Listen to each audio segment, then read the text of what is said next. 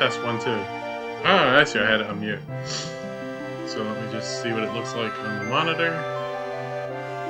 Which I guess is a few seconds behind. Extra 1, 2... Oh, there I am.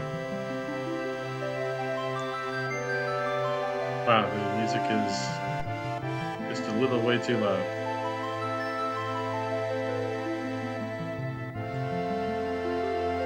And let's see, I've got audio in room. So let me knock that down a little bit. Alright, so I can hear myself now. I guess live. Oh, I figured that was fine because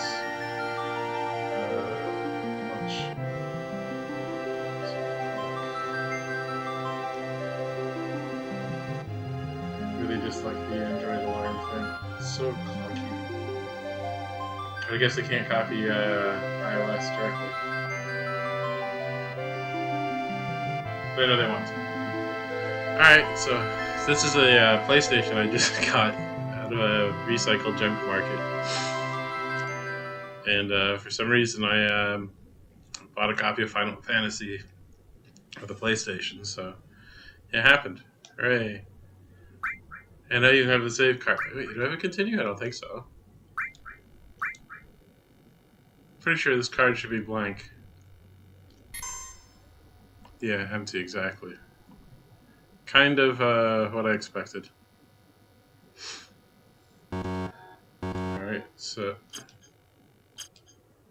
New game then, yeah. I think it's start to start.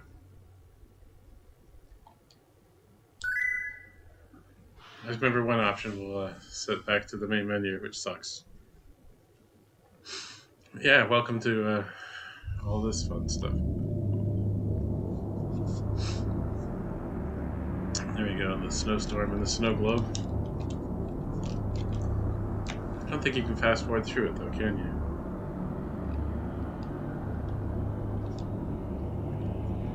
Although, hey Nathan, hi.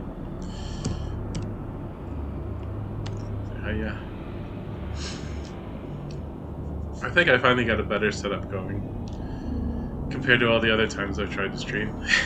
I guess eventually I'll figure this crap out. Yeah, nothing big today. I don't feel like compiling compilers or much of anything. It's just the last few weekends has just been so so busy with work and stuff. Life just slides away. So I thought I'd just do something and just something hopefully fun. I forgot, you cannot skip this intro and it takes forever.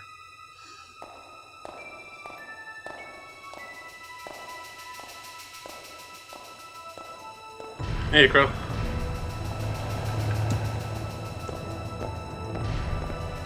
Yeah, it's nothing too exciting today. It's just been so long since I've played with a, I guess, first generation PlayStation. But I remember the first time I saw Final Fantasy VII and got to play it, it was like literally that night. There was 24-hour Walmarts down in Miami, so like literally that night I went out and bought a PlayStation. Yeah, 97 was so long ago, but such an amazing amazing year in 97. Like so many things set in motion.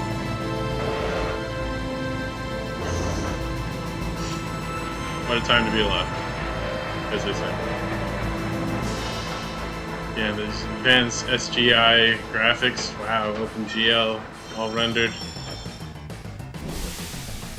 But you don't get to play with that, it's just the overlay graphics, which you see are just so low res. But as the story goes, this was supposed to be a Nintendo 64 game, but they rug pulled the storage.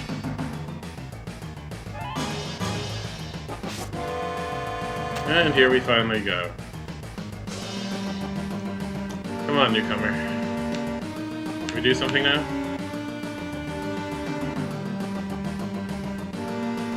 And here we go, first combat. Hooray, can't wait.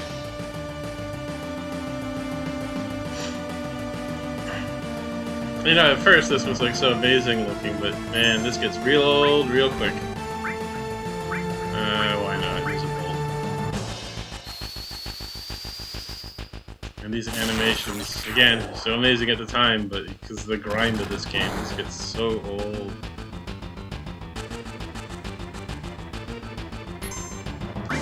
So it's attack. You almost gotta appreciate the later re-releases that let you shortcut. Just completely bypass all the grind.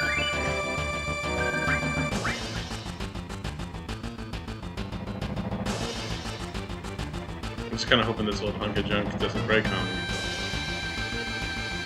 Although these much later, smaller, cost-reduced systems, I imagine they have to be a little more stable than the launch ones. I remember now, when I had my first PlayStation, I was cooking and I got interrupted, and for some reason I had a bottle of olive oil, and I put it on top of the PlayStation. That was such a stupid move.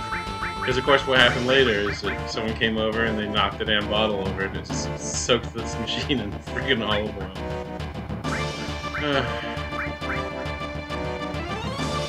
But I guess the good thing was somehow I washed the machine out with enough soap and stuff, and it still worked. But then it would just get so sticky and just reek of olives that I eventually dumped it and got another one because, you know, when they're current, it wasn't such a big deal, they still made them.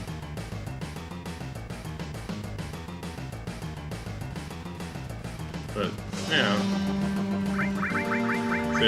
I don't know, is there any point changing people's names? That just gets weird. I know some kids would change it so it was all their family or friends, or change the guy's name to Butthead because, hey, Butthead. I know, I was 4 once too.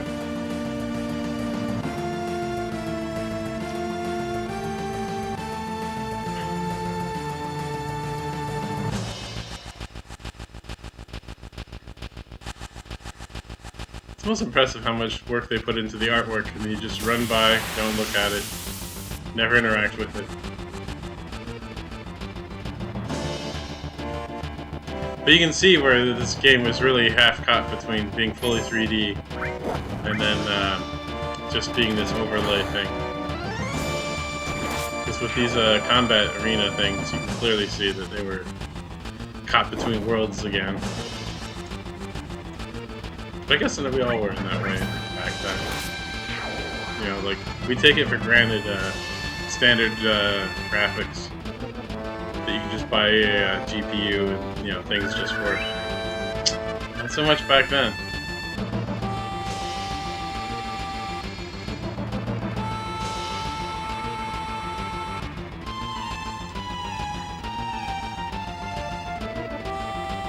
You almost have to wonder if they started writing this game back in the SNES days. With all this art assets, so the flat 2D stuff. I guess you can easily look this crap up, but, you know, where's the fun in that?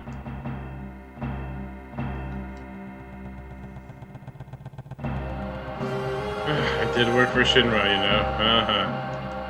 And boy, you're gonna tell us for hours and hours on end. Yes, the Mako energy, draining the planet. It's always funny to me that what a hippy-dippy game this is. And the solution, of course, is eco-terrorism.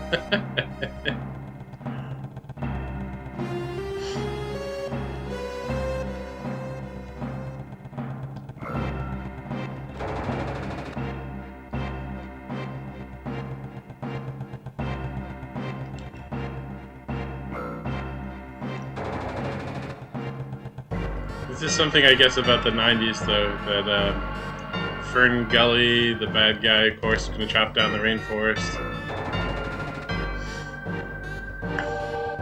It's the same thing over and over again in the 90s, but, you know, in the 80s we had, what was it, The Legend of Nymph? And it was all about mind-controlled drugs, and of course, experimenting on animals.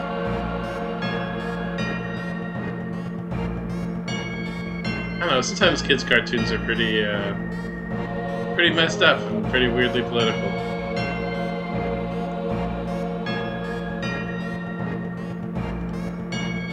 I guess for people to get upset about it now, it's like,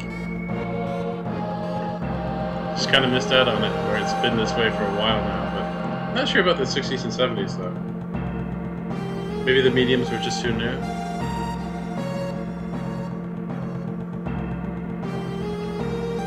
I don't know.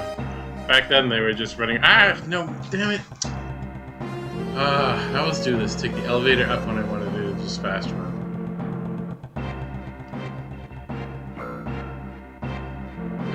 It's one of those things. You're like in a game. Oh, let me go ride the elevator. It's like, man, sometimes I don't want it. Sometimes you just really don't want to.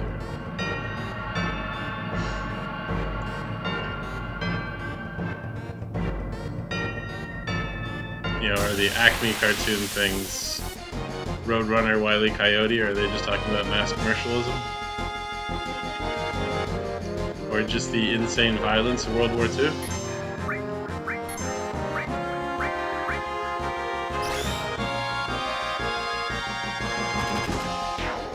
So much of this combat, it's just not combat. Although thankfully you're way overpowered for this level, because man, this would suck if it was actually real combat with strategy. Beginning. I guess that's kind of supposed to be the point.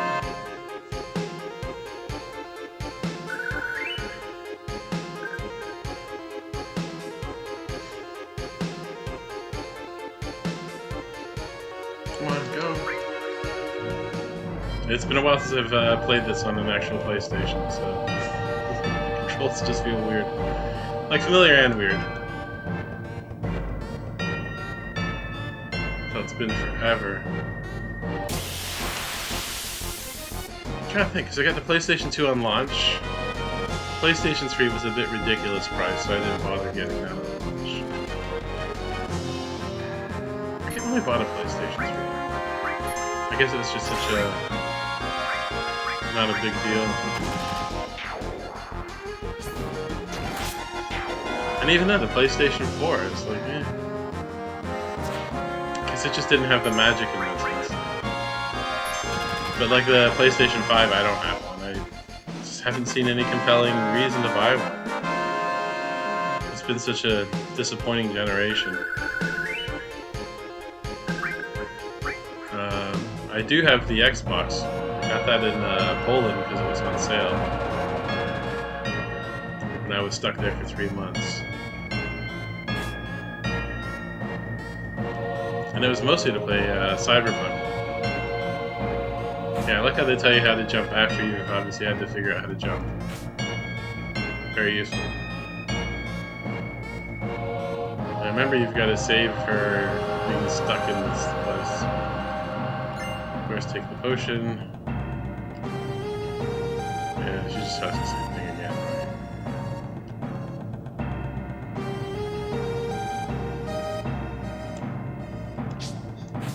I also have to say, man, what a massive OSHA violation this place is. Look how dangerous. Of course, it's not like I've ever been in a real reactor, so I couldn't tell you. But this does not look safe.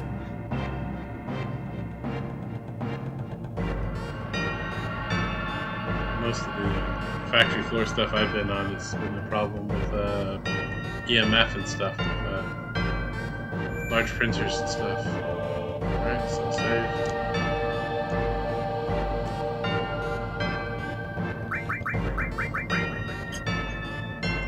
I'll never remember these bloody controls. Always cancel when I don't want to cancel. But yeah, I have an actual memory card. Wow, were they always this slow?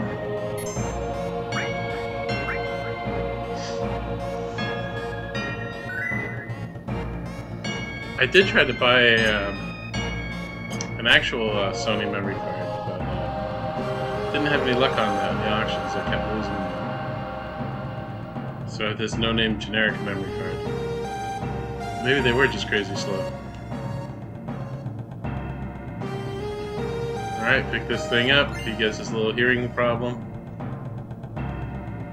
Because when you come up here.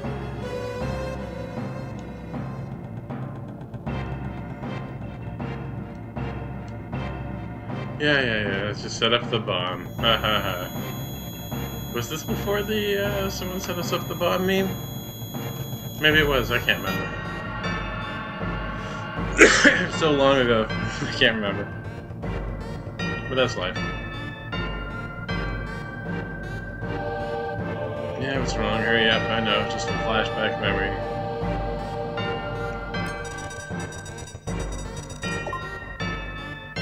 In some ways, it's kind of annoying, I guess, with no real back history, but I guess how are you going to tell it? Make it kind of interesting about all the clones and all that.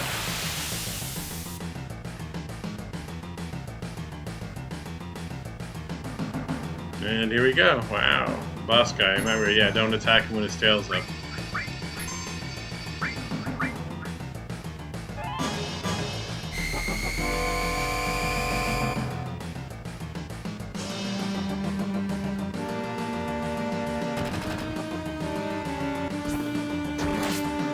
It's amazing how low poly this thing is. But it looks so cartoony. But yeah, that was the aesthetic.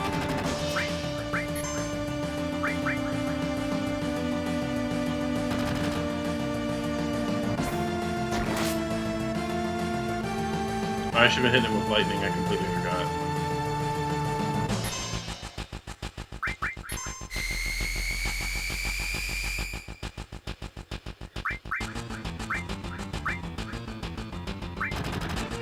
Alright, I just put his tail up and I just screwed up. No.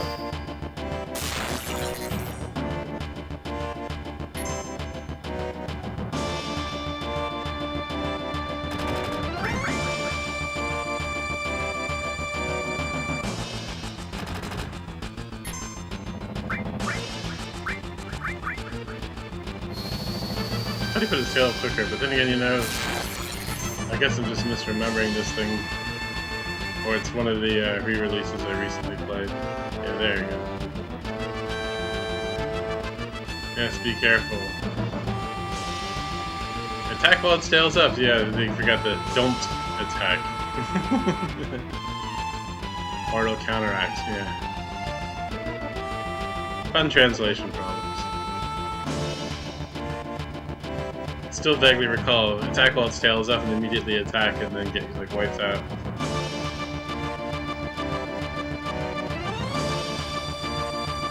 And here we go, just wait. So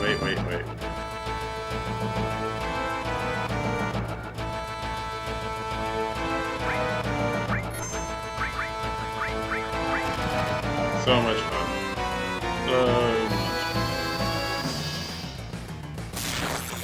But back in the day, this was pretty neat. I mean, I did have the Sega Saturn. Which I imagine the Saturn almost could have done this, but the problem was, again, the tooling and the SDKs and stuff. Because the Saturn didn't use triangles and OpenGL, it used a military system. I forget what the hell it was called, but it was, they used it for flight simulators and stuff. But it was all quads, not triangles, so totally incompatible with OpenGL. One of those things that, you know, before standards were all set and Silicon Graphics had opened all their graphics language stuff to become OpenGL. The time before that. You know, if it had not been for SGI, knowing that they were slowly going broke and trying to open stuff up on the way out, yeah, maybe Sega would have defined the 3D graphics market.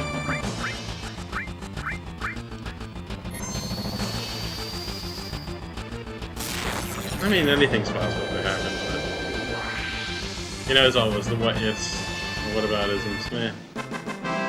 History's weird like that.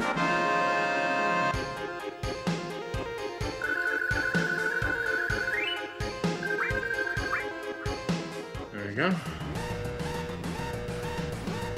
Alright, we set the bomb. Let's get out of here. 10 minutes of detonation. I don't know if I've ever failed the detonation thing. Excuse me. But yeah, this is the first time for everything.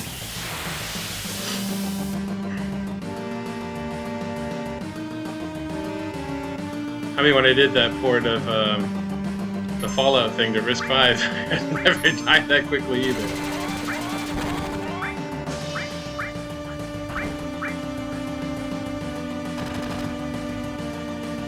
Ah, I forgot to change the weapon. Damn it.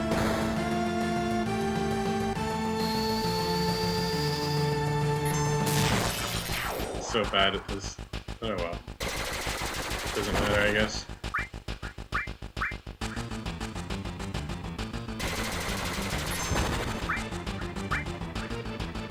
Come on, let's beat these guys. Let's get out of here. Oh wow, so weak.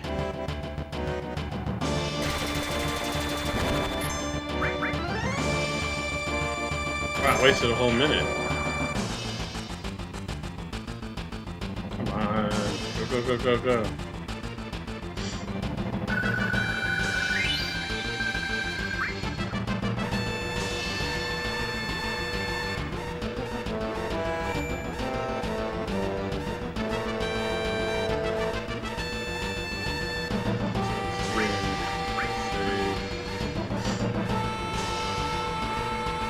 Not sure why I'm bothering to save, but I guess just force a habit.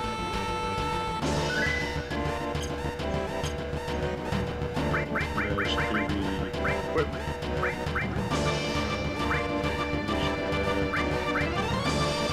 Something.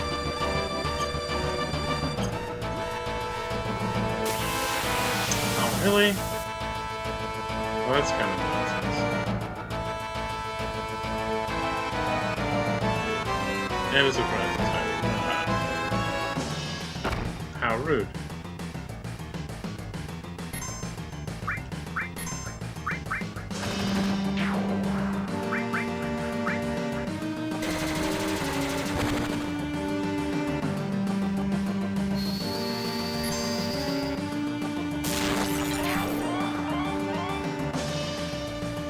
Alright, come on. Let's go. Hurry up, I'm gonna explode. Maybe I'll actually not make it this time.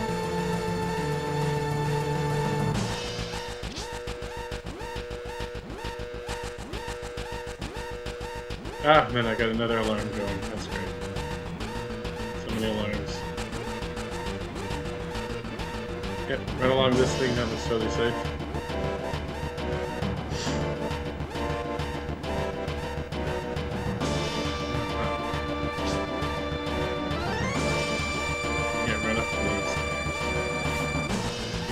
Here, because this is totally safe. Alright. Oh, Kirk, is she stuck? Oh, come on. Really?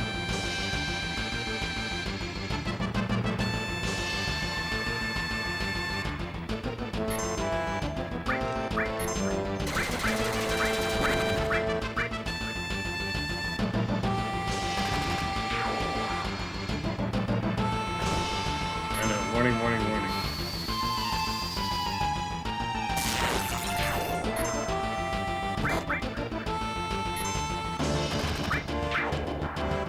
I'm gonna blow my limit break on these stupid things.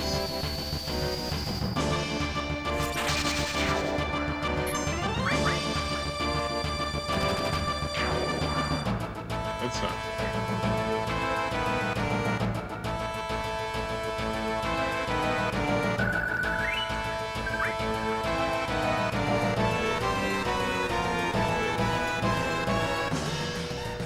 Alright, yeah, help her out of this stupid thing. Alright, your leg got stuck, hooray. They make us the extra special ones so we get caught quicker.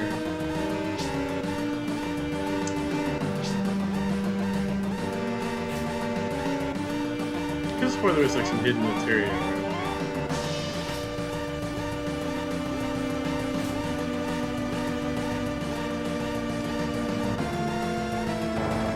there. Nope. Back the other way. This is like a... oh god, that other game everyone loves. Silent Hill, where everyone drives like a tank. And they're constantly changing scenes where the direction to go into one scene is now the opposite direction to go out. So if I don't do this wrong and ride the elevator twice.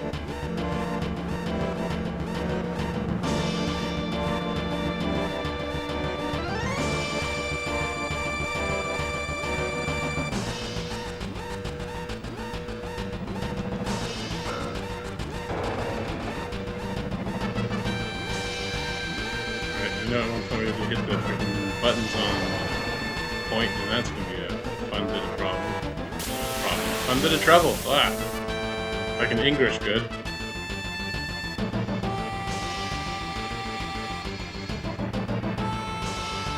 Oh, what a waste.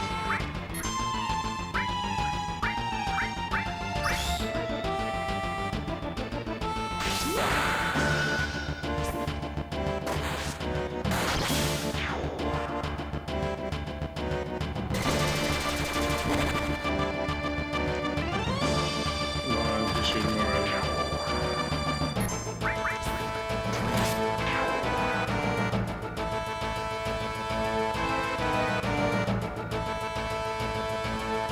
No, the beginning level also is like just way too easy, but I know the whole point is just to acclimatize you to the system.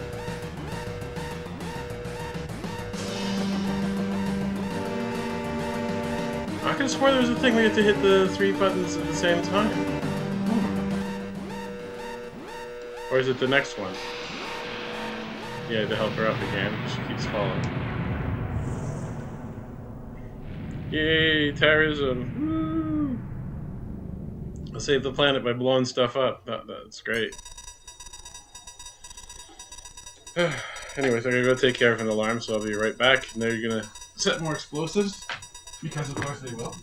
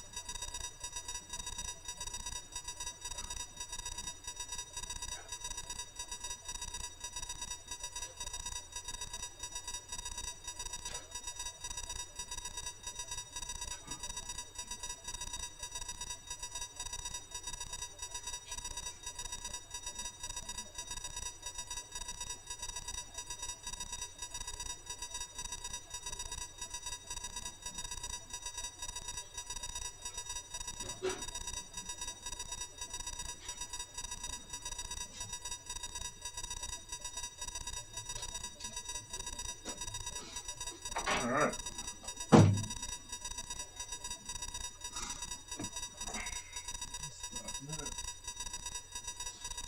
Yeah, I guess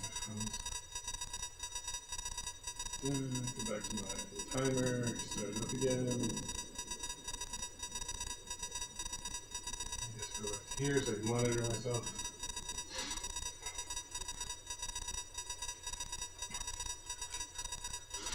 Alright.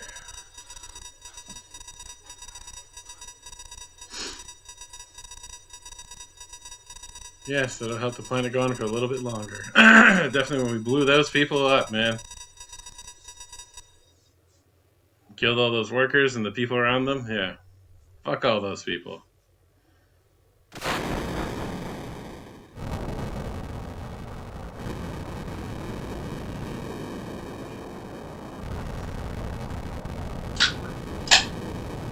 Like a celebration beer. Hooray.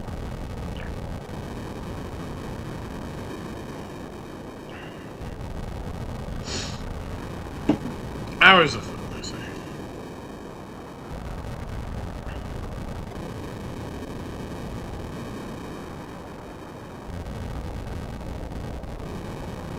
I know, about your money. You and your damn money.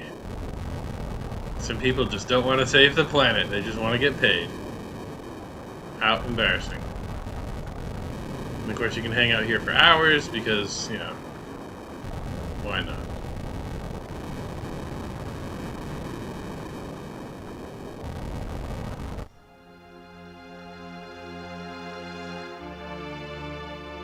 $6.25. Loveless. Oh, it always remind me of a like mail stamp. Ah, yes, the flower girl. What trouble? Why not? Hey, what you doing? Yeah, I don't see many flowers around here. One dawa? Are you crazy? Fine. Here you are. Don't worry, I'll still call you the town drunk later. Ha ha ha.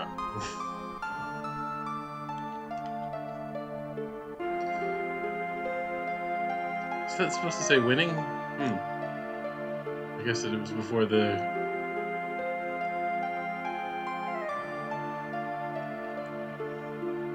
I don't know, I was just thinking that silly winning meme, and my mind died. That's where we came from, right? No. And this was so neat, the electricity. Wow. Like he just shorted the electrical system. Yeah, what the hell's going on? Me, that's what's going on.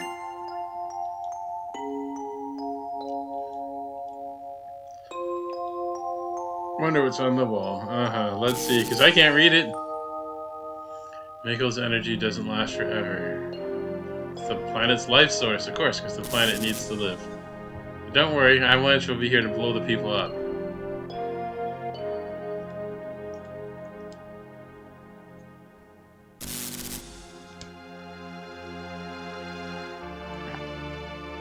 Yeah, get ready to jump on the train. Of course we're gonna fight him. We need the XP. That's what this game's all about. The grind, the endless grind.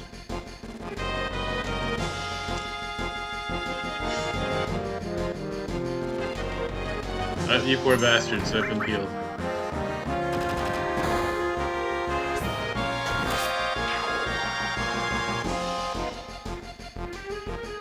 Yeah, I think it's a while before you can get the all materia, but yeah.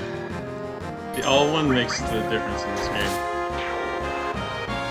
Being able to heal everyone or blast everyone apart.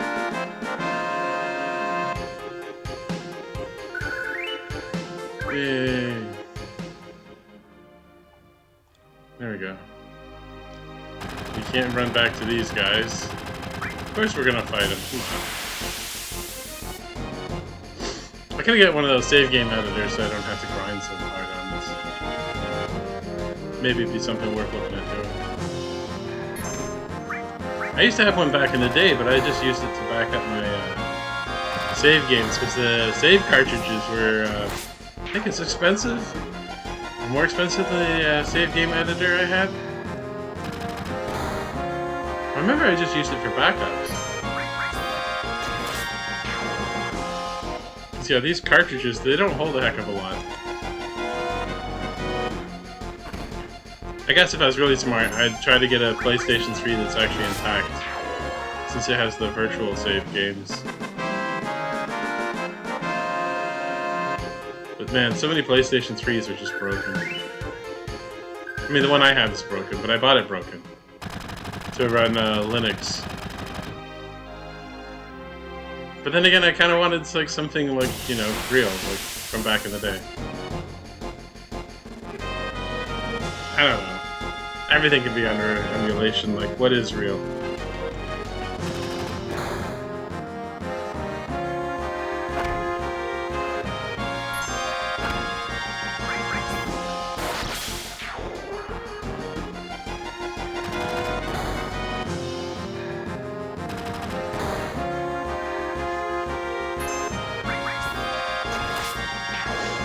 Yeah, it's amazing how the PlayStation took off, because I remember when it first came out, it was not such a big deal. Just maybe it was just the Sega bubble I was living in. The Saturn was way more popular among my friends. PlayStation didn't start to take off till the end, and it became more and more heavy 3D stuff. Of course, then again, when it dropped in price a few times, so when it was down to like $200, that helped a lot. Did it even have a packed-in game? I don't remember.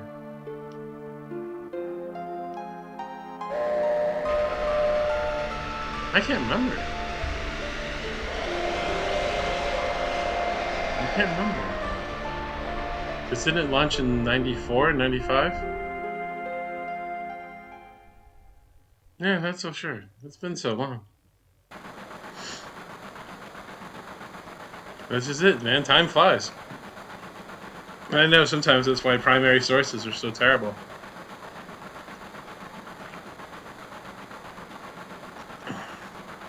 Because the, our memories were I go wrong.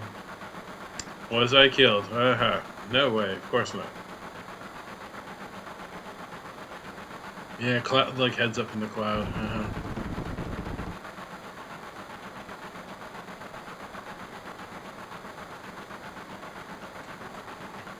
You gonna fight to the end for Avalanche? No. Cloud's gonna fight for Cloud.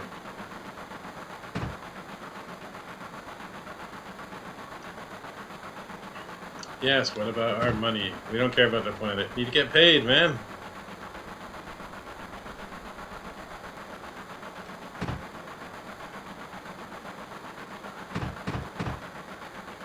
Han Solo would say, I'm not in it for the cause, I'm in it for the money, princess. Oh no, Cloud! Ooh, I'm so worried.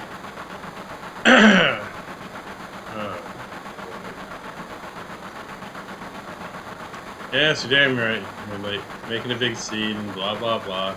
Yeah, I wonder sometimes. I used to think the game had far too many like grindy combat. I guess because it's so old, the story's almost like just fast forward, don't care, blah blah blah. Not interested. Let's just go fight some monsters. Maybe it's just my perspective changes.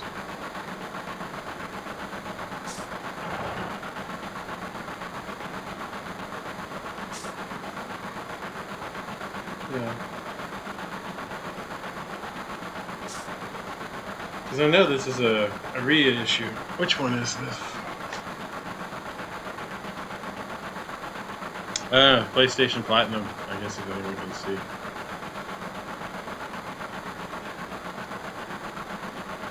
Because obviously it's going to be like some reissue thing because this game's just too damn expensive for first editions.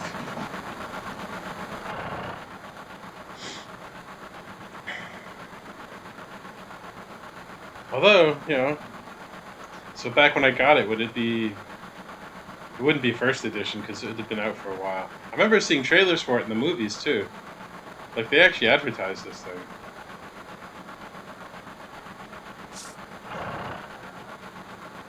And even then, that wasn't enough to make me want to play it. I had to actually see it.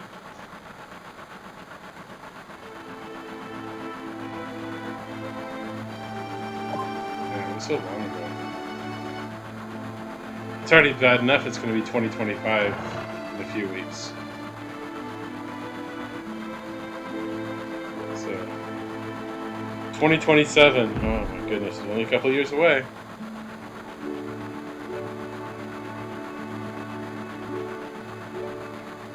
Which is, I don't know. Maybe it's just me. It's just scary enough to think this is going to be like 30 years ago. So. Even 28 years ago, still crazy. Since I was 22.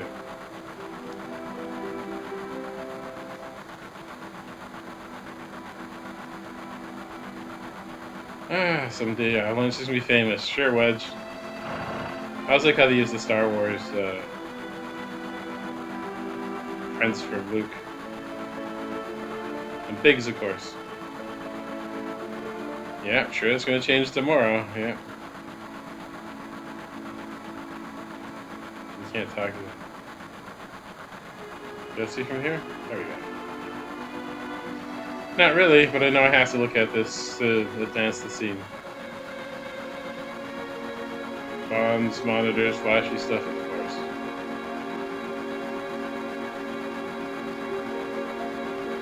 Here we go. Wow. A complete model of Midgar. I wonder where they got that from. So Japanese. Exactly. The upper layer is held up by supports, and we just blew this thing up, so, you know, don't worry about the people beneath us. Yep. All 8 reactors provide the city with power, but you don't need power. It's okay.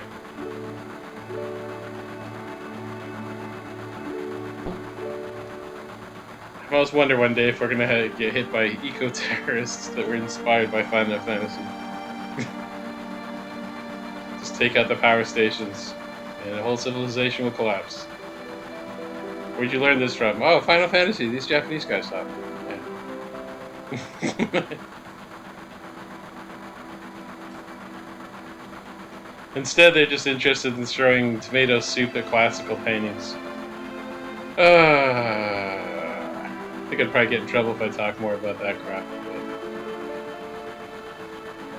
Because I keep forgetting there's no freedom of speech here. What do they call it? Freedom of expression? But yeah, don't express yourself. There you go, speak of the devil. We're in the ID check area. So it's like a giant RFID cage.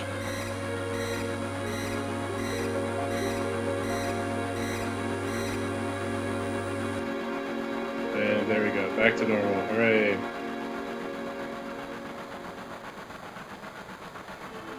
See the surface, I know. Trains stuck on the tracks like they're little people riding around. Floating city. So definitely not Cloud City. Oh wait, it's Cloud in the city. With all the Star Wars. Yeah, I didn't expect that either. It's just full of surprises. Almost like I've heard this 30 times. The city on a plate. You gonna serve it up? Because of that pizza, people are underneath for suffering. Well, they're really suffering when you drop the city from above on top of them. But that's okay. So the city below is full of polluted air. Is it because the air can't go up, or because the pollution from above goes below? I don't know. Exactly. Why doesn't everyone move to the plate or just move outside the city? They ain't got no money, or maybe it's their home. No matter how polluted it gets. I know, no one lives in the slums because they want to. Well, that's true. Some kind of living in the slums.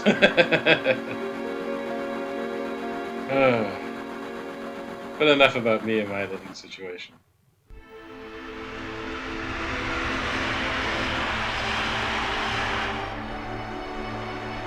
But when you look at these models and stuff, Midgar is incredibly tiny. But huge, but tiny. It's like the scale really makes no sense. Like, you couldn't justify this many trains through an area this tiny. And especially out here. Like, where would you even fit one of these train depots? And then if it's spiraling, or not spiraling out, but it radiates out from the center, there's supposed to be 8 reactors, that means there's 8 train depots like this. I guess it's kind of like what Epcot should have been.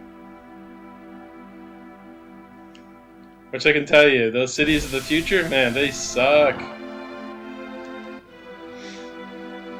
So when I lived in Hong Kong, I basically lived in a Epcot community where there was no big commercial property, there was no big industry, there was just one mall with a movie theater and what do you call it? Just these giant living towers. And I think every dozen or so towers would have a like a small little wet market inside. But it sucked in the sense that you were a 2+ hour away commute going back into the city in Hong Kong. But it was perfectly designed with its light rail buses, and then what do you call it? The light rail, then transferred to the bigger rail. But it was so expensive, it ended up taking the buses all the time to go in and out. And then 2 hours away, it's just like living on an island. It just sucked. And it's no reason. It was the suicide capital of Hong Kong. People jumping out of the buildings and stuff, which I'd actually seen, which was kind of scary.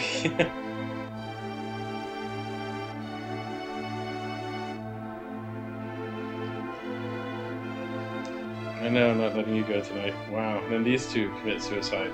Yeah, how did they get away with that in the game for somewhere like kids? The ghosts are around. So the ghosts are all supposed to be this way. And I know later in the game, You can take one of these trains, back them up into somewhere, and then explore more of the level. Let me see if I can just trigger another random encounter.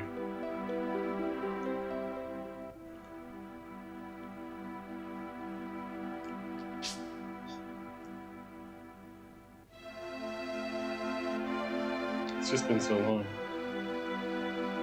So I can kind of remember this, but not. Because yeah, you're kind of like trapped here because you can't really get it involved.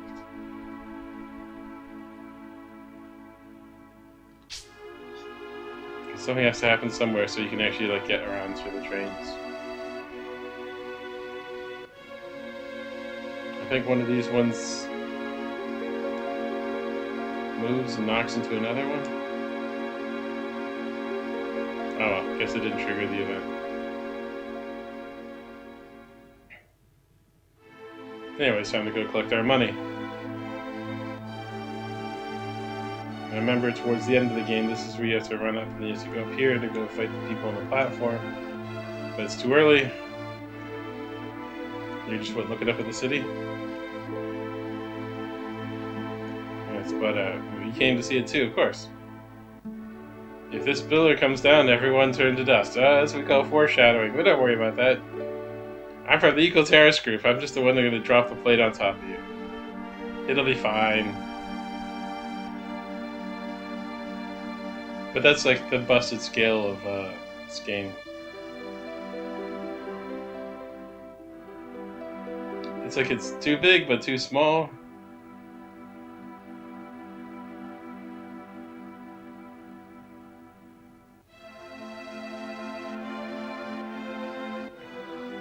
I don't know, but then again, you know, like real cities are like weird like that too, where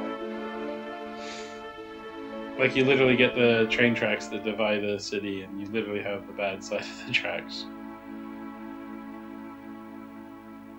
All right, get your panties in a twist.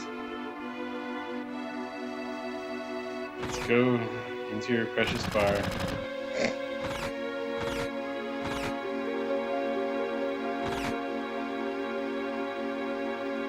Yeah, get out of here, paying customers.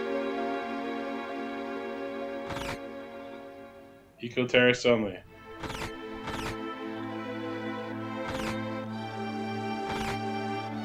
Did you hear? No, what? Terrorist explosion above. You don't say. No, what does it mean? If you ask me, if you knock out the power, then all the computers and signals are going to be knocked out too, yes. But $1 billion in damage.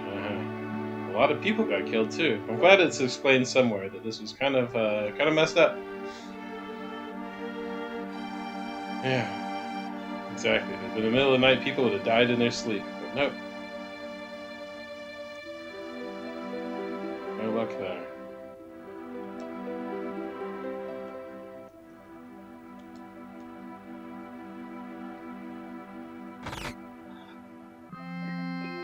I mean, I guess someone mentioned it while writing this game, like, it's pretty messed up, man. Like, what's the message again?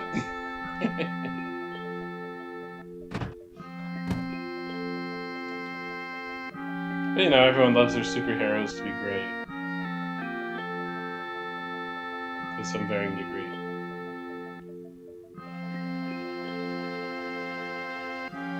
Yep. Another alarm going off. Be right back. Ow. How did I do that?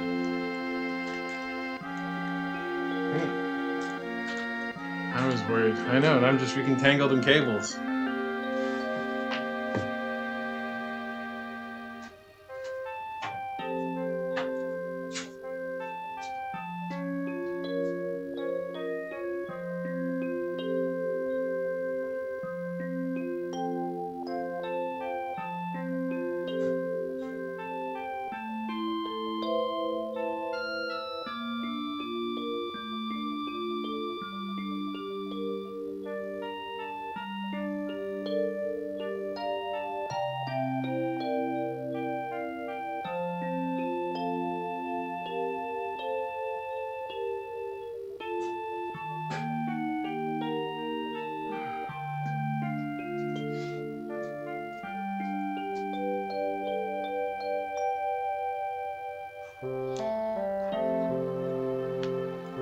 I gotta say, the music's pretty good too for the era.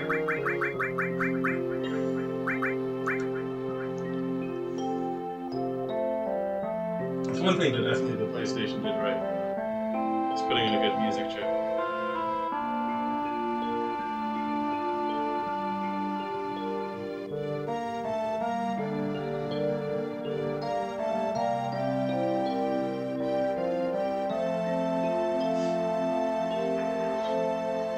Oh, right, because we bought the flowers. Right, you never see them in the slums, just the slum girl. You're right, I didn't.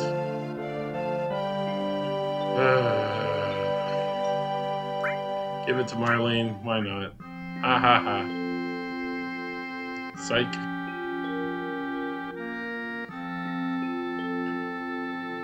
I forget the camera's down here, but my television's over here. Oh well. So everyone's what, eating? Right.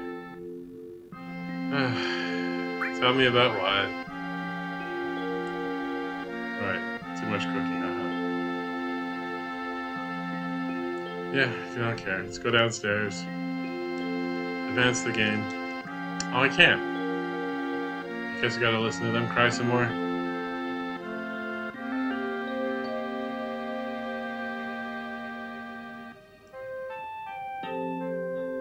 Or do you have to exit and the whole thing starts? Nah, that's alright. Yep, definitely too big. There we go. It's been a while. Look, I kind of remember this stuff, but kind of don't. Where do you get that flower from? Oh dear.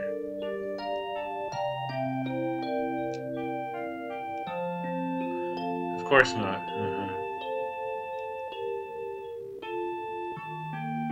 Yeah, and then this whole daughter thing, that was also kind of messed up.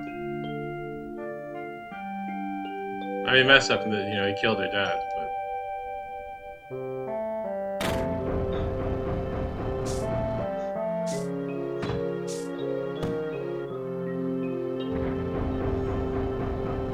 Oh gosh, now we have to listen to Tifa complain. That's right.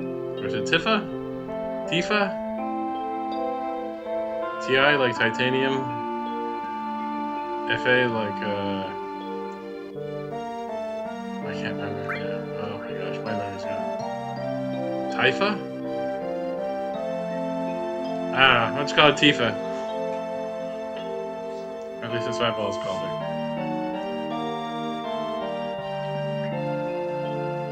Yeah, everything's fine. A little tired. I am, actually. Yes, better go down to them below for the meeting about the terrorists. Yeah, I'm trying to go. Oh, right, the analog doesn't work. Wait, does the analog work in this thing? No, it does not. I guess that's one thing about the remasters. They support the analog sticks. It's gonna tip over?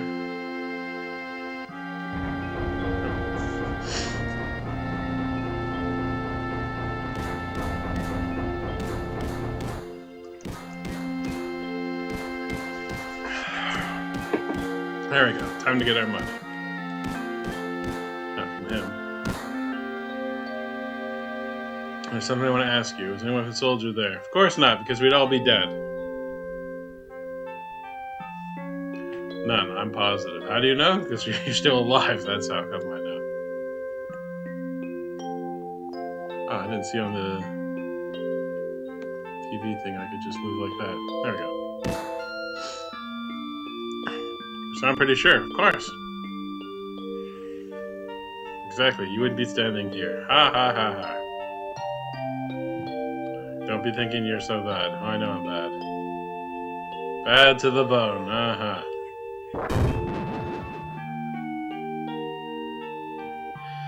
Wow, so open GL.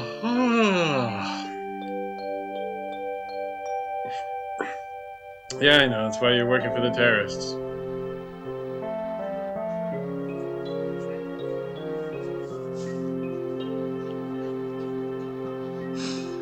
So excitable.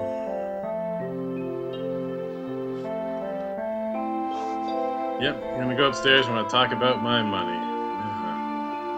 Don't worry, Marlene don't need no college fund.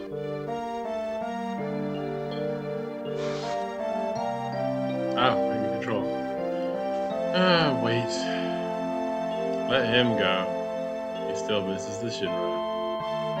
Shut up. Of course I don't care about you, or them, or Avalanche, or the planet for that matter.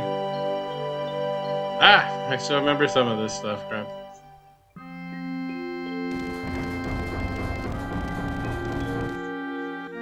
Now she's gonna go on and on about when they were kids. Oh, crap. There really needs to be a fast forward button. Like, yeah, I've seen this before. We're in the future now. We're nearly 30 years in the future. Let's go and kill some monsters. Right, to go to exit. And she's gonna come up and go tell her story. Oh, please join us. Join us or die, I know. Sorry, Tifa, I choose death. Someone has to do something. Oh, of course someone has to do something, but that's not me. Exactly, you got nothing to do with me. Bye. So you're really leaving? Yup. You gonna walk right out? Yup. How can you say that? Sorry, I'm out of here. You forgot the promise too. I didn't make no promise. I'd only started this game like, what, 40 minutes ago? Oh crap, an hour ago. Man, where's the time fly?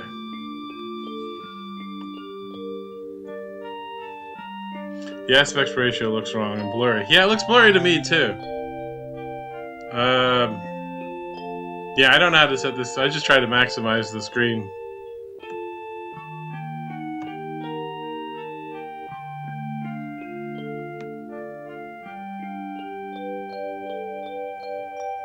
Because it's like... Again, it's kind of the crappy capture thing I have.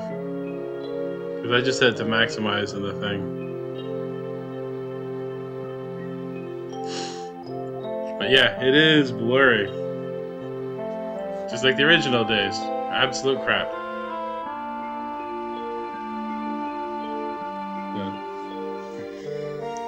I need to just get to it under here so I can screw it all up.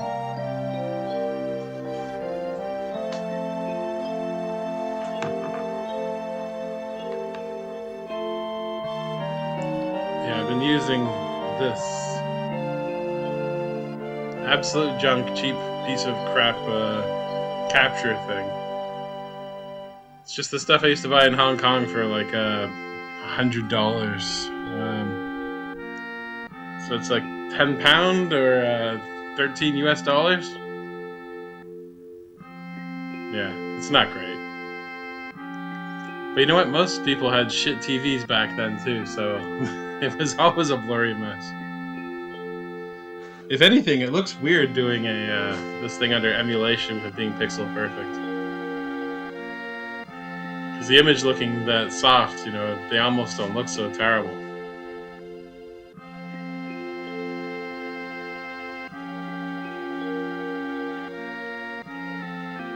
It's almost impressive, the ridiculous, probably processing power in that crap capture. The CRT Royale shader. It's hard to play older games without the shader anymore. High resolution. Yeah, I mean that's part of the problem that ends up happening with this stuff is that so many of the coloring and stuff depended on the artifacting from CRTs, and that now that it's largely gone, that if you're not using something to emulate it, it just looks weird being pixel perfect because you know no one had pixel perfect anything back then unless it was the developers making this stuff. And even then, they would have the CRT next to them because you would have to look at, you know, how it's actually going to look at home. And yeah, I could emulate this thing trivially. I mean, PlayStation 1 stuff's all over the place, but I just like the fact that it's a real controller, a real system, real discs.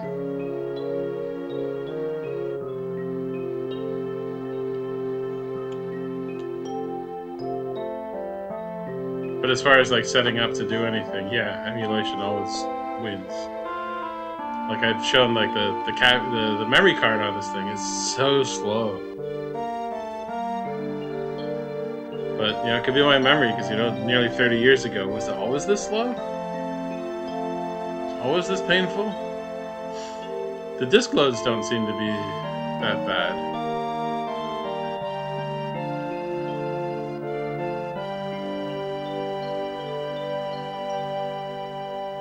But then again, you know, it's just small MIDI files for the music going into that FM synth.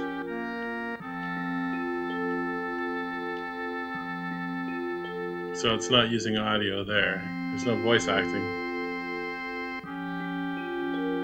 Oh yeah, the PS3 Bluetooth. Yeah, I don't have the driver. I gotta get the driver, because I had to buy a PS3 controller for running Linux, because part of the steps for knocking the system down and breaking into it, I actually needed a controller to hit start. And it wouldn't use the keyboard for enter. It actually had to be a controller, so I had to go to my neighbor that had a PlayStation and, like, you know, ask him, can I borrow a PlayStation controller for, like, literally 2 minutes? And just pair the thing, hit start, and just give it back. But I knew that if I was going to have problems again, I'd have to go get a PlayStation 3 controller. But like I said, the PlayStation 3 I have, it has a broken optical disc. So I bought it broken for, what was it, £15 or £10? Really cheap, but I bought it to run Linux because I wanted a PowerPC Linux machine that was going to be, well, cheap. You know what's funny is once I got it up and running and stuff, outside of one program I used to validate that I was still not breaking the Big Indian versus Little Indian, I haven't used it since. So, almost a waste. I think I spent more on the controller and mail than I did for the PlayStation. I don't know if you can replace the optical drives. Aren't they married to the system? Or maybe since I jailbroke mine, maybe I can remarry another optical drive. Because that's what I was thinking earlier, is since the PlayStation 3 does HDMI and virtual memory cards and stuff, it'd be a lot more playable on the PlayStation 3.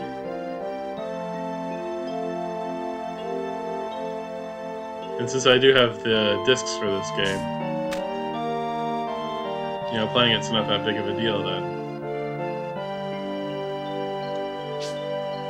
There you go. Hooray.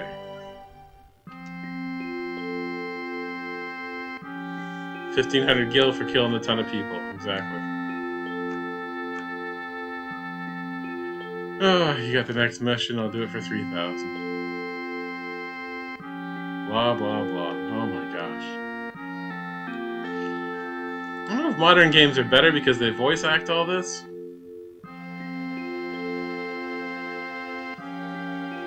Maybe it's more immersive.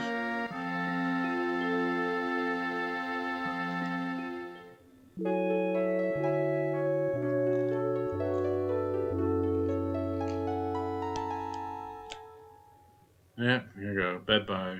Bedtime music. I wake up the next day.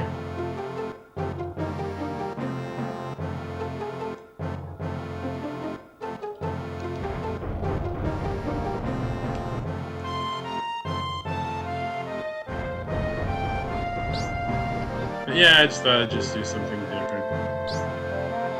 Kind of tired of compiling compilers. I was going to try to do something on profiling executables, but motivation's running low, you know? Oh, I'm not even reading now. Oh. And you're going to come this time. Hooray. Can't wait.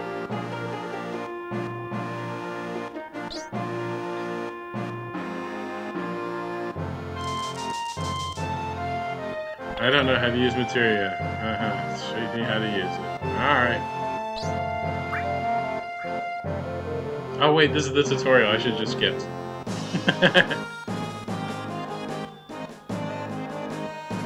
Yeah, 1.3 gigs. Yeah, like it's not that big for the era.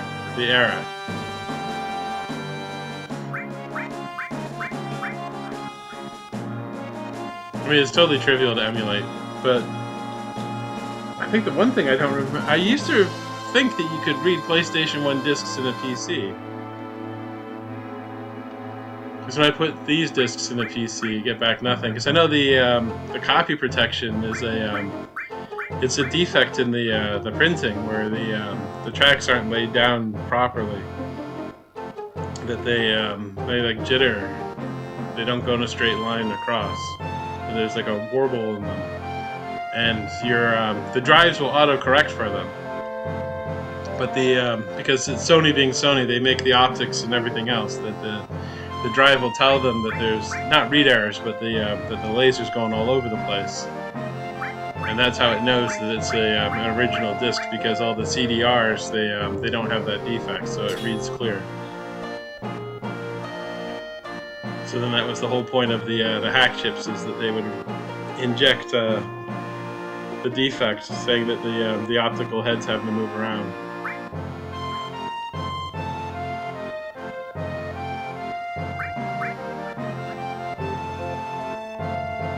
But yeah, for the back in the day though, this game was huge.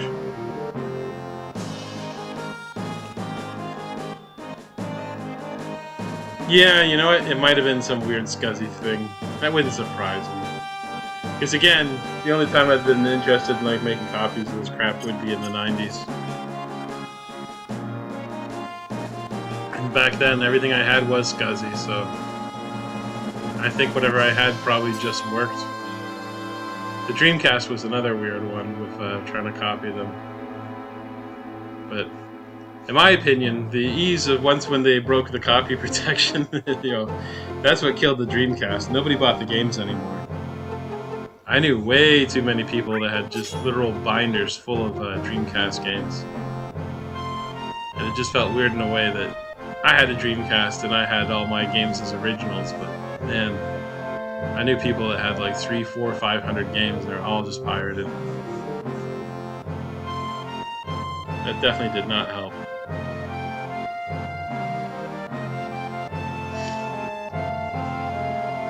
Yeah, they're using real hardware, right? So yeah, no save state. Oh, I got some PlayStation, what do you call it? The miniature PlayStation.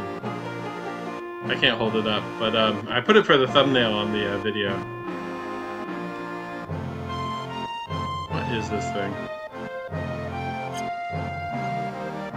Oh my gosh, I hit the wrong button, didn't want to watch this tutorial. I think they called it a PS1? Yeah, PlayStation 1. Because I was looking at the original generation ones, but they're all broken. And it's like, I don't care about it as, supposedly the best CD player because it has the best DAC at the time. It's more so like, how tired are the optics, how worn down are the mechanical components. So I figured the PS1, being like the last PlayStation, would have the newest guts. Yeah, there's no link cable. Yeah, no link, no TOS cable, no nothing. And I almost wonder if it's also maybe got like the weakest video out.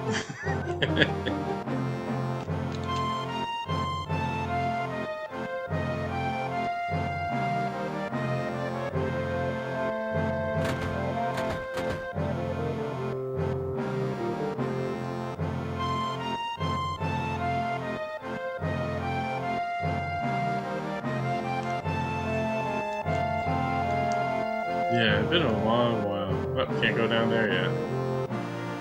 I think we've already done this one. Let me just save so I can see just how slow this is.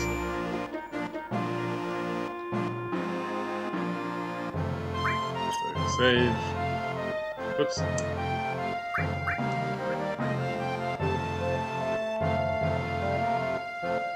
And here's where I'm like, I don't remember it being so slow. It could be this memory card.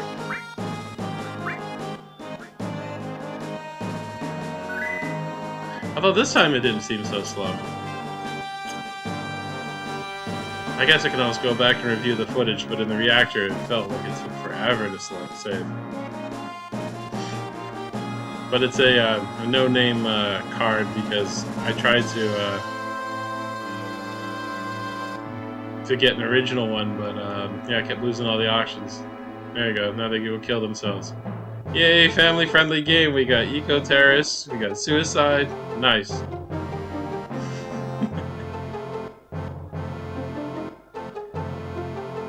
Yeah, there's no co-op or nothing in this thing, that's for sure.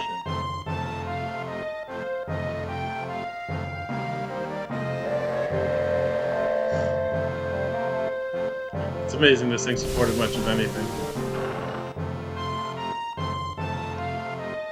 So, I mean, I guess you could look it up today, but from what I remember back in the days, that Final Fantasy VII was like a pure Death March hell project. Where they changed console directions, art direction, and visualization styles and formats so many times. Because you can clearly see that some parts of this were going to be 3D. Some parts are definitely 2D.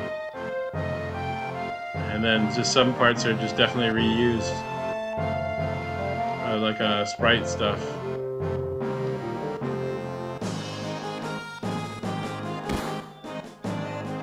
I would not be surprised if this started as Super Nintendo, then Nintendo 64, and then again when Nintendo rug pulled the storage, and I've always heard that yeah, that's why Square left Nintendo and went straight to Sony, where it was like, don't worry, we got the same CPU, we also have OpenGL, but we have CD-ROM.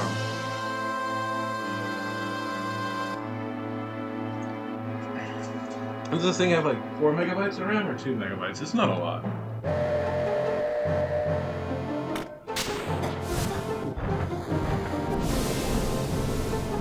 Yeah, and that's the thing. Like, those remasters, you know, it's always going to be just sad in a way because it's like Final Fantasy VII was peak Final Fantasy.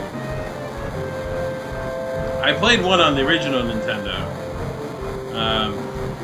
2 megabyte. Yeah, it's not a lot of RAM.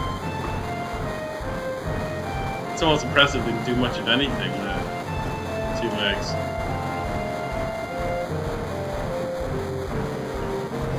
But I assume the ROM on this thing has enough of like the OpenGL and operating system stuff. I don't know, I've never programmed a PlayStation.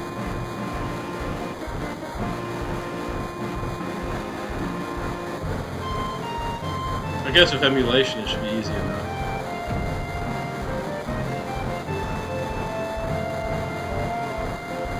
And if you get really creative with the 3D chips, you can do some amazing stuff. Like that Banjo-Kazooie or whatever it is, where they do the like sprites in front of the 3D and clip the areas so it looks a lot further and more detailed than what it should have, by like pre-removing all the stuff that you're not going to see anyways. There's videos on it where they explain like by removing all the stuff that you're not going to see anyways ahead of time, because it's all pre-calculated, because it's gonna, you know exactly where the player is going to go and what's going to be visible, but they're able to add more visible detail.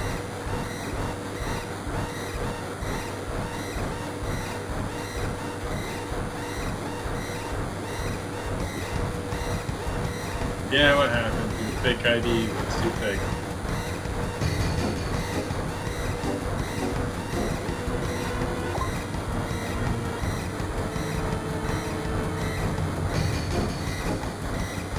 I did not have a Gleam back in the day, unfortunately. I wanted to get one. Those were hard to get a hold of. And I know part of it was my fault because back then I still enjoyed buying stuff retail. Come on, move.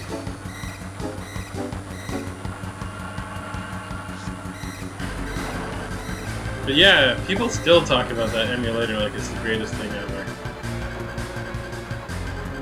I know I wanted to get it for either the Apple or the Dreamcast, but just getting them in retail was just so difficult.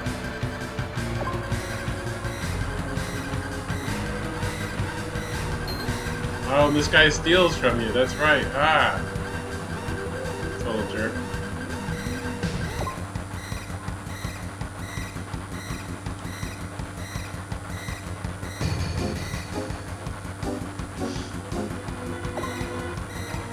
I think you can find a pirated copy of it online. It's still kind of out there. I think it's just because the Bleem guy then went on to eventually, I think, work for Sony, and he did the backwards compatibility for the, I guess it's the PlayStation 3?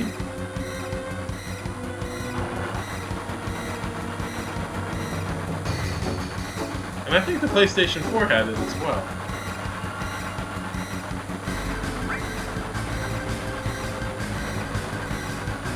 Yeah, it's a half. I know. Try not to believe.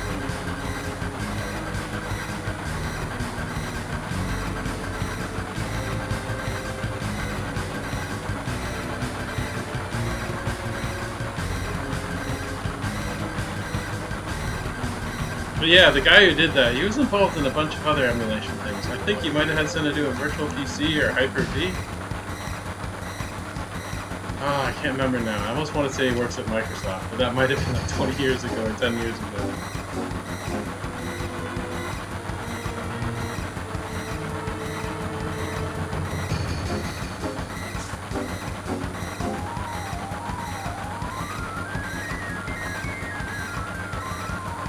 Yeah, Super Audio CDs. Now there's something that it seemed so cool at the time, but boy, that thing dropped off a cliff pretty hard.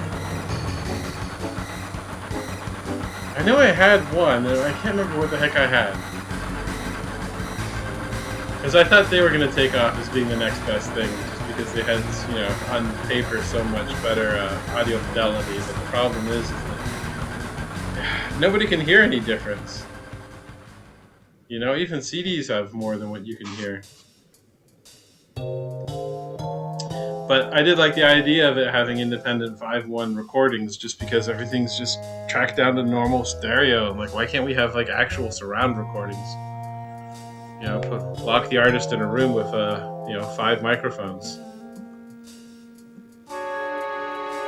No, that sadly did not become a thing. Yeah, I think some were recorded properly with 5.1. I'd always thought about setting up. Well, there's a program on Steam that does virtual audio, where basically it'll set up like a 3D version of like a theater or whatever, and then use audio. It's like ray tracing for audio, basically to play the track off of a stage like it was a boombox on the stage, and then record the sound through that to give you like a fake 5.1. Yeah, I also imagine with AI, it should be possible to do something like that, but more aggressive, because there's so many things out there using AI that can strip the music or even parts of the music out of audio tracks.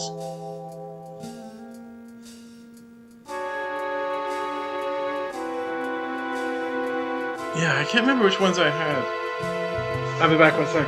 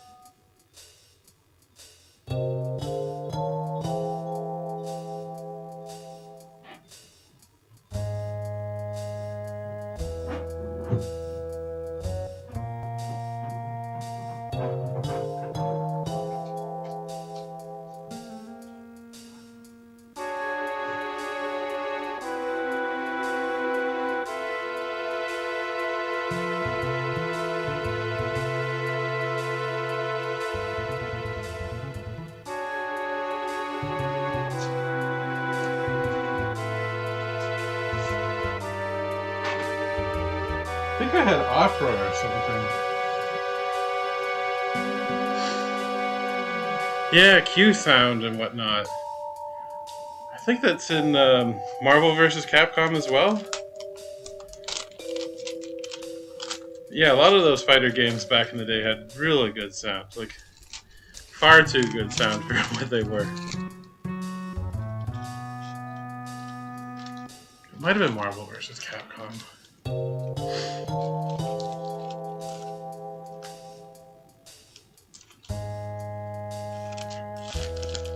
Yeah, sadly going from the 90s into 2000s. I guess it's just like today, man. It just work ends up taking over my life, and I just don't have time for anything fun. Sucks, but gotta pay the bills. There ain't nobody else gonna pay them.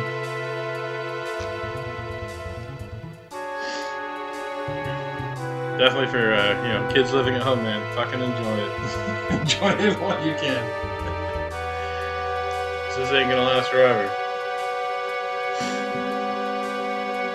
Although it's so demoralizing too. I mean, I totally get it. Like in the 90s, man, money went so much more further.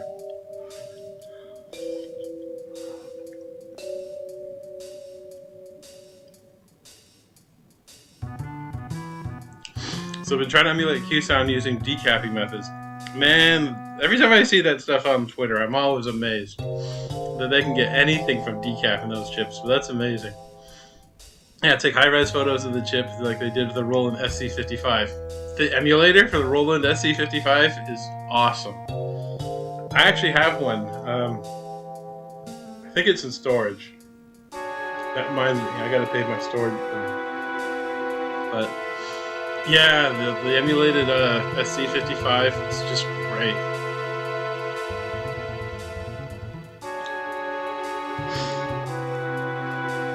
Because I got mine in Japan when I lived in Hong Kong because the shipping wasn't so ridiculous. But I still paid more to ship the damn thing. Yeah, nuked. Yeah, I actually have a Sound Canvas 55.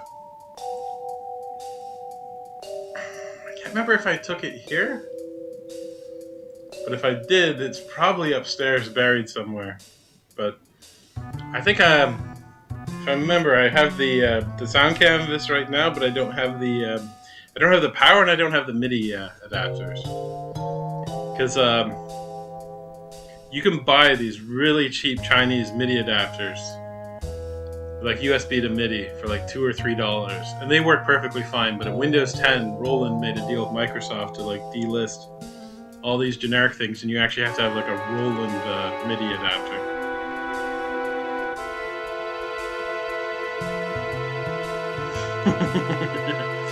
Yeah, loading Nuke to the emulator, then loading Windows 95 DOS, loading Doom and DOS. Oh yeah, the MIDI, the Sound Canvas for Doom is just amazing. Same with Duke Nukem 3D. Yeah, when you pause Doom, the music actually fades off. Yep, just like the real SC55 does. Yeah. Yeah, I didn't own MIDI in the 90s either. It was just too freaking expensive. But I did know a kid that had a Yamaha. I don't know what the hell it was, but it was some large deck, and it did MIDI. So he'd pipe it through his PC, and it sounded pretty good too. I didn't get my Sound Canvas till like 2010, 2011. I think I got it like at the right time when there was basically no interest. Oh my gosh, my hair's like freaking gone all over. But yeah, I got mine when they were basically garbage.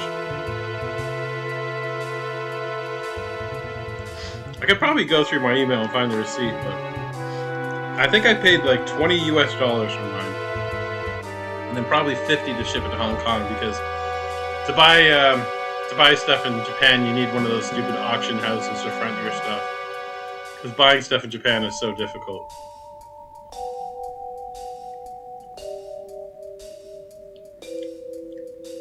And that's just the best part. The emulation's only going to get better. And then that's the scary part when you own one of these physical devices. They're all going to end up as scrap sooner or later. Like when I die, someone's going to look at my collection of stuff and say, oh, this is just old garbage, and into the dump it goes.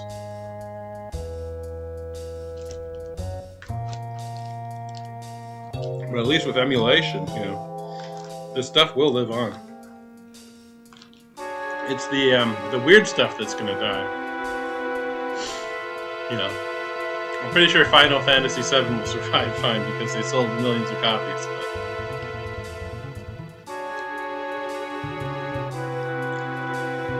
But yeah, and that's it. Bit rot, stuff falls apart. The damn capacitors. Another thing I haven't seen people mention is PCB sag, and that's a real big problem.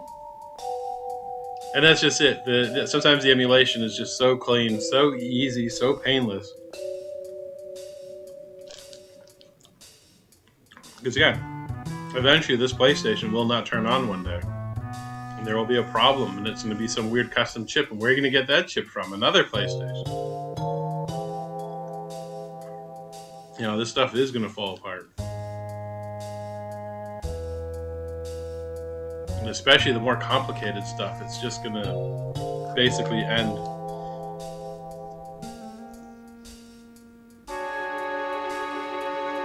Yeah, board bend. Yeah, board flex. Yeah, it's a real thing. I have a pirated copy of Altered Beasts by some Korean company. I can't remember their name, but I wrote about it. But it's a pirated PCB. It has no Sega chips. Someone got the schematics and basically just laid it all out with the logic chips. But it's a 2-stack board, and then it's just been sitting there for decades, and the PCB sags. You know, it's one of those things. It takes decades for this to be a problem, and you know, this one still works because it's all through-hole components. But I can't imagine surface mount stuff enjoying the PC boards flexing.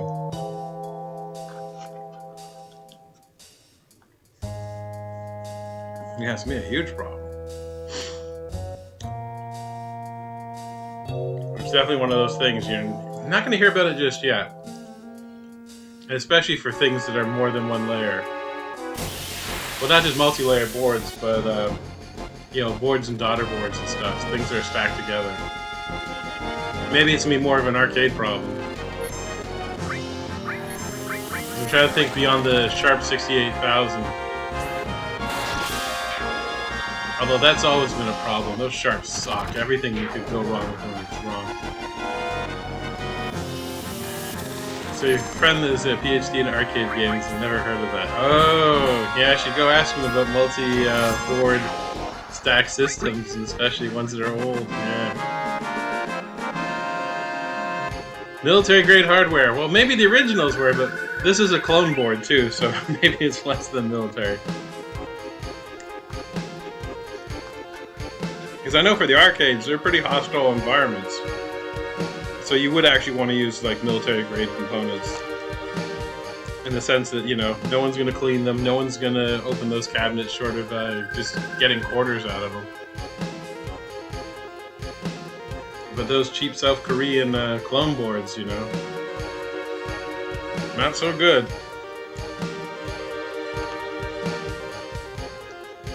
Of course, then again, you also have the suicide chips as well.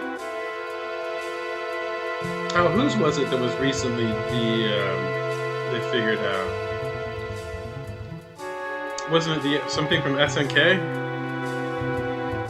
Or maybe it was Sega, but they have these custom-built processors where they have you know, batteries inside them, like the Dallas chip clocks.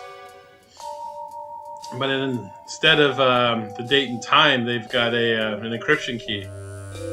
So when the power runs out, that's it. You can't decrypt the ROMs anymore. And I believe under emulation they'd what did they do? I think they used the pirated ones.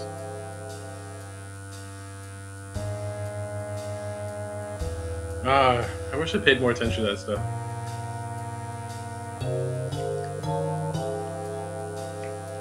Yeah, and that's the other thing, is like, people get so damn nostalgic about arcades, and I'm like, I'm sorry, man, they sucked. You know, the arcade operators are always greasy as hell. You know, the machines are always breaking, always sucking down quarters. some of them were set to such ridiculous difficulty levels. The smoking, the floors just being all sticky and just nasty. Yes, I did see the Mario 64 PC port, and absolutely, there's a lot to be said for reverse engineering. And especially for bringing games to, like, totally foreign platforms and stuff. Like, I gotta see if I can build a proper kernel for, that Risk 64 thing I have. Because I do have that, Vice City reverse engineer running on it. But I can't get the 3D graphics to work, so it's like 1 frame a second, or no, 1 frame a minute. It's horribly slow. But definitely, like I said, that reverse engineer of Fallout, I have that running on Risk 5, no problem. So it's great that you can like basically bring software to totally foreign platforms, you know, and at native speed. That's the best part. No emulation, it just works.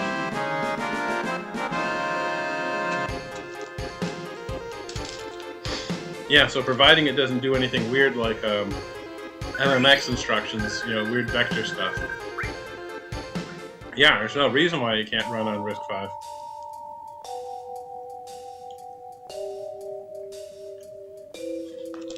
And then when you think it's done with like no original source code too. Yeah, that's a holy grail preservation.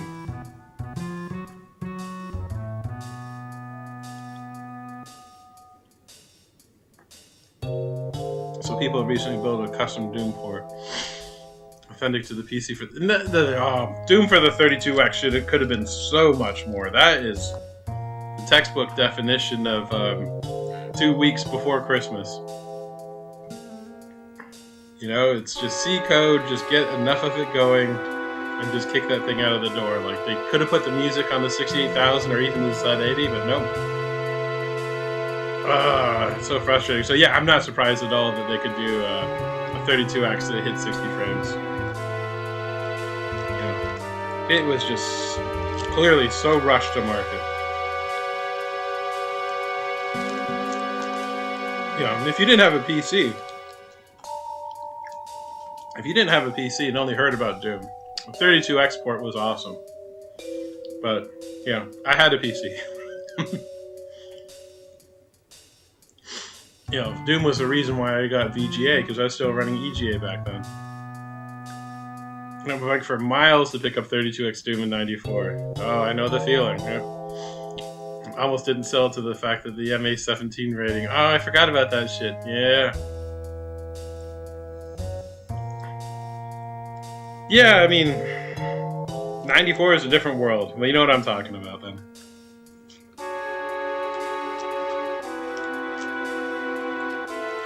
You know, a good 486 system, you're talking thousands and thousands of dollars.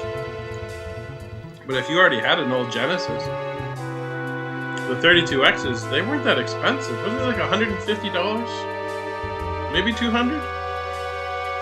I don't recall the 32X being all that expensive. The games are definitely more expensive. Games are a lot more expensive.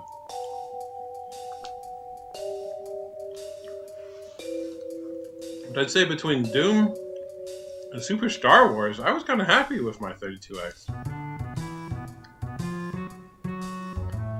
Even though it was basically an impulse purchase because, you know, and then Saturn hit way too early. Yeah, and then exactly. I'd upgraded to a 486SX. So, I know that feeling. And then, yeah, Quake comes out and it's like, yeah, you don't have a MAFCO processor. This is not going to work. I hit the wrong button. I do this all the time. That's why I can't play Resident Evil. It's the same crap. Everyone drives like a tank. It's too easy just to forget which direction is now changed.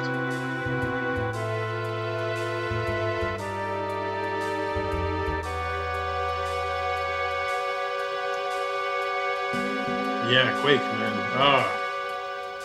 That first beta version, man, the performance was just terrible. But it was still so neat in a way where, 3D graphics, 100% software, and it was just totally going to happen.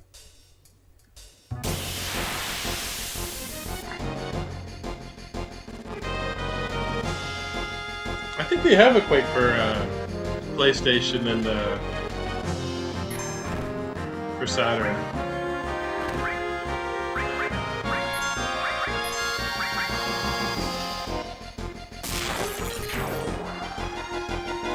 But obviously it's not the actual Quake engine, because there's no way it fits in 2 megabytes. But that was always the thing with video games, especially console games, is that they never were the actual game. Yeah, just something that looks similar enough.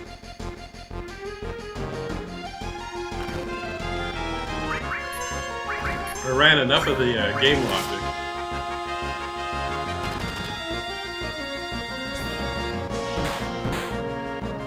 A completely different rendering, totally different assets.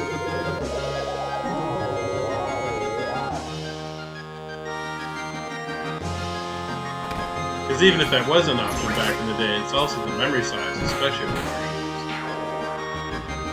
versions. Or even CD-based systems, just because the RAM was so little. Oh gosh, the first multiplayer game. The first multiplayer game I think I had on the PC, I'd have to say, there was a version of BattleTech that was multiplayer. I almost want to say it was called BattleNet, but it can't be called BattleNet because that's the dial-up thing for Warcraft. But there was a version of BattleTech that was dial-up. There was something for the Commodore 64 too, outside of Quantum Link. Some other weird like tank game or something that was multiplayer. But the Commodore one with the dial-up, that would have been late 80s, like 89, maybe 90. Because I didn't get a PC till like 91, I want to say it was. Because Windows 3.0 was just a thing. 3.1 was released not too much later. Because I had CGA. I remember that.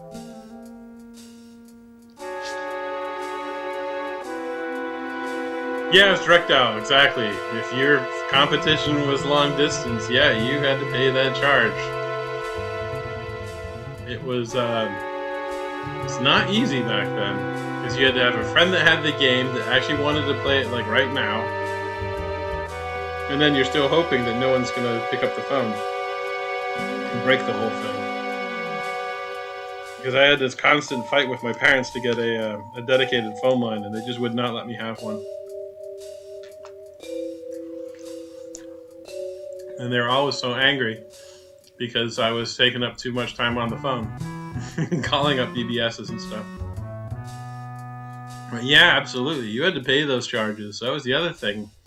Especially when I moved to America, the idea of local long distance. Yeah, you didn't do your modem dialing during the day. It was way too expensive.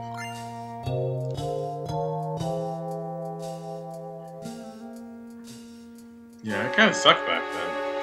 Like, all the things that you can take for granted now, like you can pull out a cell phone and you can call someone in the same country but the opposite side, and you're not even going to think.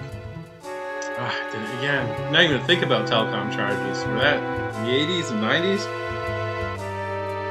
Yeah, calling someone in California, super expensive.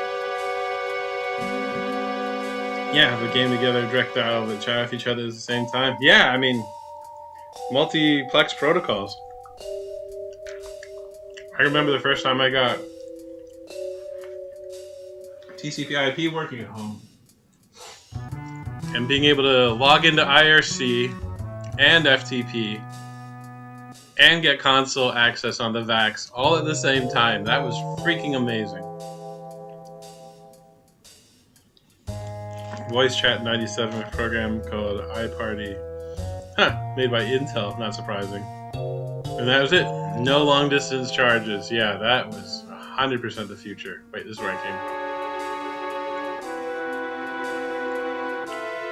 Yeah, I mean, Skype basically broke the telecom companies. after Skype came out and was popular enough, yeah, there's no way traditional telephone services could survive. And they've just been raking in the money for decades, providing no service. So, yeah, I definitely don't feel sorry for all the telecom monopolies. Local long distance, doing that weird tipped ring thing where they can detect how many phone sets are in your house and then trying to send you a bill for illegal phone sets. One of the call centers I worked at had a thing with Lucent where they were still charging old people for rentals of their telephones.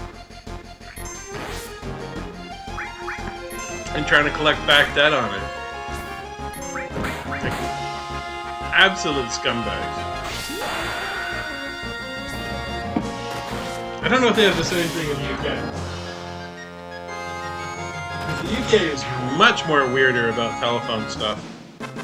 Like, you couldn't just go get a phone line.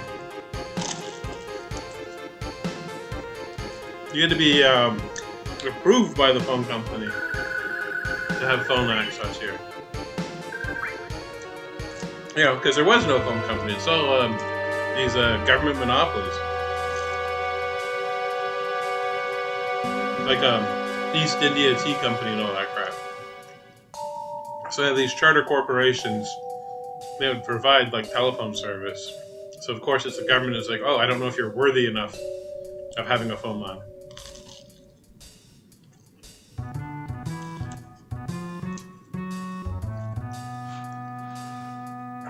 So I don't think it was until Margaret Thatcher at some point they deregulated the telecom industry. So that normal people could actually just go get a phone line. So I'd have to check the years on that. Because I remember it being shocking that if you ever see old UK TV programs or anything, like there's no number to call in. Everything's, what do you call it? Send in a postcard or mail in. I couldn't figure out, like, why do people have to mail into these stupid game show things? It's because most people didn't have phone lines. And it's not an infrastructure problem. It was a regulatory thing that they didn't want normal people to have phone lines.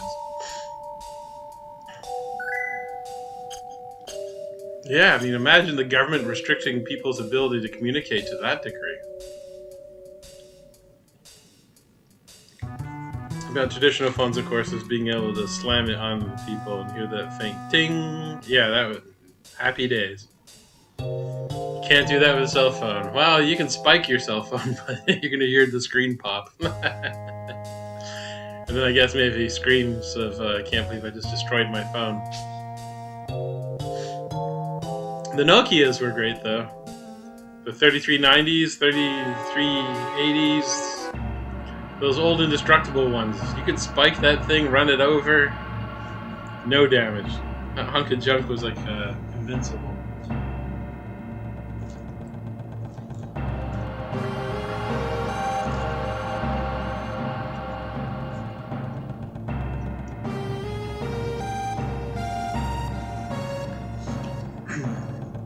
I guess you could make a battery pack with a Bluetooth receiver.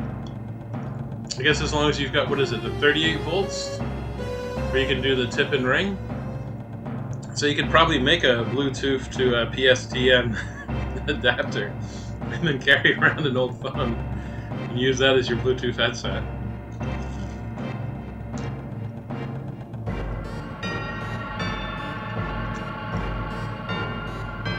Yeah, I'm pretty sure.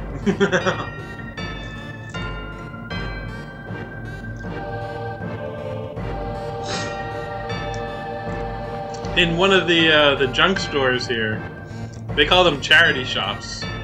This is basically just old dead people stuff. I found a ringtone generation program on CD, brand new, never opened. Because that used to be something I used to do at work. It was download MIDI files and stuff and convert them all to ringtones. It's amazing how popular that was. It was actually a big business, too. Some old 80s synthwaves musician used to be big at making ringtones. Oh, I can't remember who. I hate my mind going. You know what they say, dementia's a bitch. But then you forget. So dementia's a bitch. What was the name of it? I can't remember. Let me see if I can find my link for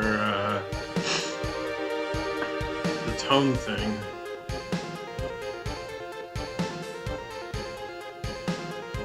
Ah, there we go. Ringtone Media Studio 2. Since archive.org is back up, so I assume we can have nice things again.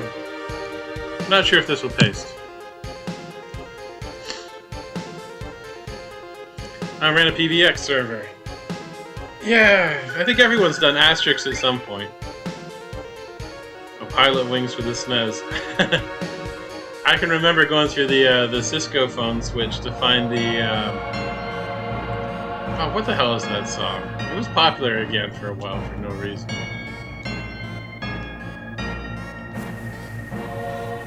Oh gosh, because the guy who wrote it posted on my blog and then it went to NPR, so it was like minorly popular. But the Cisco on hold music, I remember putting that on the Asterix system and people thought it was a legitimate system. Because before then, people would always give me hell for having that doing the company's backup phone switch. Why is my mind gone?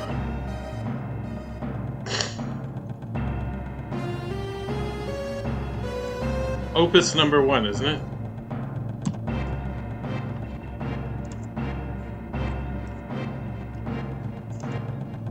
And then he gave me a copy of the song in stereo.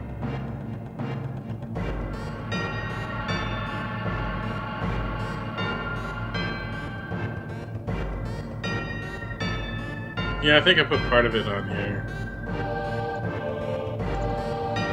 Alt-tab. There you go. Yeah, if the archive goes down, you know how to run your own web server and share things. Yeah!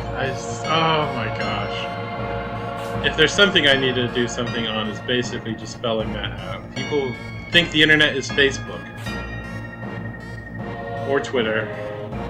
I mean, it's one step away from MySpace, it doesn't matter, but everyone's on these controlled platforms, and then it's just annoying too because I'm on Twitter, and the amount of engagement I get on Twitter is way higher than I get on the dumb blog. Like, I think I still have all my stats somewhere,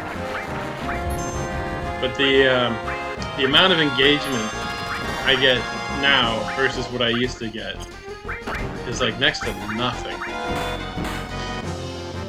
Like, I can see why all these advertisers and stuff and influencers and stuff are crying or complaining about it. And I know they sound like spoiled brats. And, I hate to like almost complain about it too, but it's like, seriously though, advertising money, especially this American election, is falling off a fucking cliff. Like, I was close to $100 a month, I guess like passive income from my blog. But I don't think of it as passive because I built that shit. I wrote all that stuff. Like, it's not passive at all. But it was basically, you know, a good amount of money to run the blog and keep things going, you know? I mean, it definitely helps and all that. And I ended up having to switch over to Patreon. Yeah. And again, you know, it's not like I'm enough to retire on, but, you know, I guess if I was to push myself harder, maybe I could make enough to, like, dedicate full time to doing this, because I'd rather do that fucking working a 9 to 5 where it's just, you know, I'm getting yelled at because I spend my time fixing stuff before it breaks. Working for a living sucks. I mean, it's like Cloud, I don't show up for the love, man, I show up for the money. Video day show how to run the NGIX, and so many replies from fearmongers saying it's dangerous. Oh my god. Oh, people are so weird about that. Like, it's the what do you call it? The crabs pulling each other down thing. Wait, I'm going backwards. Damn it! I get distracted and I forget which way I'm going. But yeah, like the Star Wars thing. Like I set up a video like explaining how to run the Star Wars Galaxies server. Luckily, it wasn't so much people saying like it can't or shouldn't be done, but just people just not paying attention, I guess. But yeah, so many people just want to live in that curated thing, you know? The internet is Facebook or Twitter. I log on to that app, that's all I see. And then I'm gone, that's it.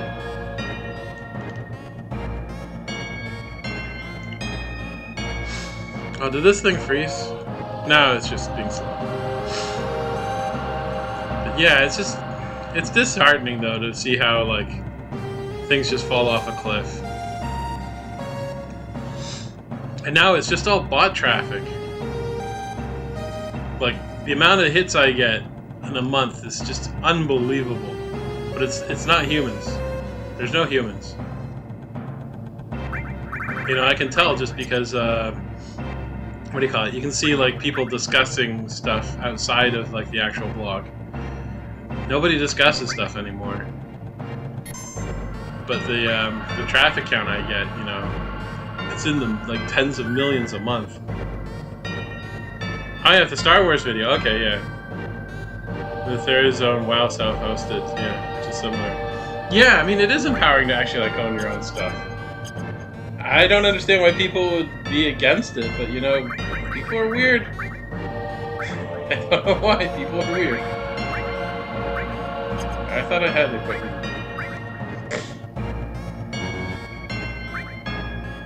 Oh, right, because the materia menu is in a different one. Right, so I should have the two here. If I go here. Right, let's just restore.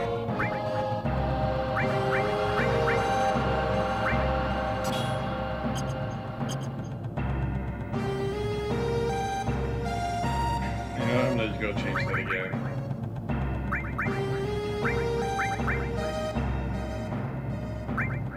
Get rid of this. I wanted to have.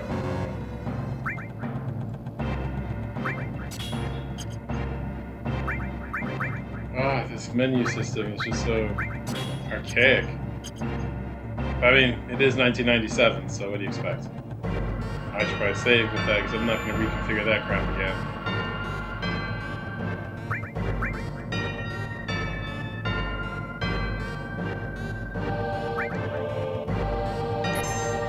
Yeah, it doesn't seem so bad now. Maybe I'm just more in sync with waiting. You know, it's like playing Infocom games on a Commodore 64. Learn patience the real hard way.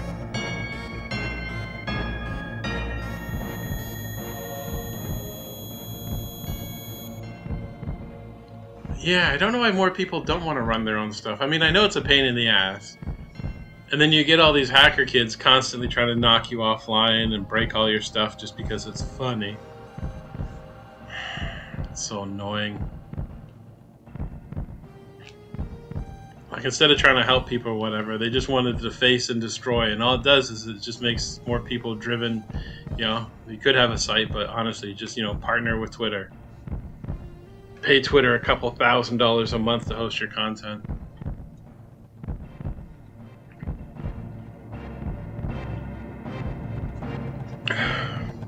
Like, it's bad enough you basically have to use Cloudflare for the same reason. There's no way you can actually host a website with nothing like Cloudflare or something else to protect against DDoS. You know, and if you haven't been DDoSed, you know, you're not doing something right.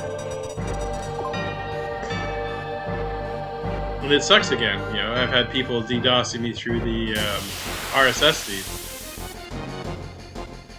And then other people cry, oh, the RSS feed is cached to 8 hours. I'm like, yeah, I have no choice but to do that. Because at one point, I was getting like millions of hits an hour. And it was just killing the processor because it was constantly refreshing that list because they know it's a WordPress problem. That it rebuilds the RSS feed on every request. It it didn't cache it. So too bad, I had to use Cloudflare to crash it. No choice. It's not the friendly internet of the 90s. If man, 97, you could host stuff at home. I mean, I used to host my blog at home, but I did it through that small virtual server. Then I used PPTT to build a tunnel between my house and then the VPS, and then just redirected the web server, through the tunnel back home. So that was kind of nice because then with that setup, I could run my blog, my email server, and everything else basically out of my laptop. From anywhere in the world, just VPN into the VPS, and then all my mappings would come up, and then everything would be live. But being in the UK, the power bills were actually just getting too much. Of all the things, freaking power bills.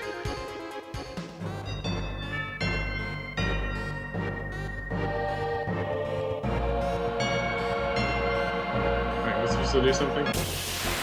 Ah!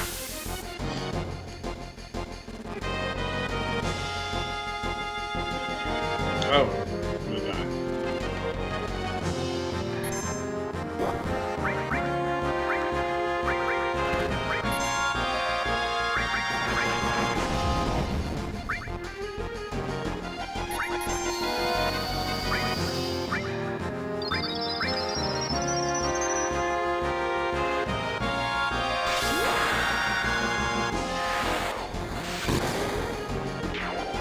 Yeah, I didn't do that.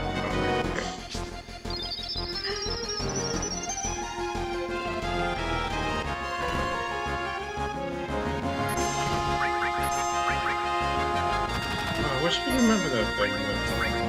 But yeah, what happened was the electricity was just getting too expensive, and then because I have no credit here, so when I moved here, I was like a refugee, and what do you call it? So I'm like on the most expensive pay-as-you-go plan, which is just the worst. And then I found this VPS that was 16 gigs of RAM, 4 cores. How much do I pay? Like €6 a month. I mean, it is ridiculously cheap. So that's where I just re-encoded all my stuff to be, what do you call it? Those Squash FS things. So it's more like a container to deal with. I've already forgotten what I was doing here. I guess I've already done it because there's nothing here.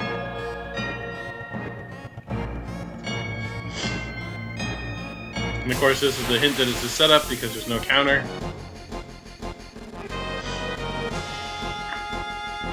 But yeah, I've been hoping that it would inspire more people to do stuff just because I showed that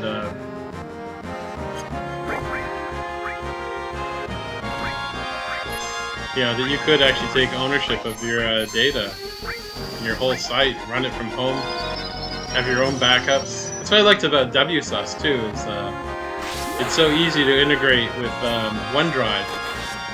So you can have cloud backups like instantly, with zero effort.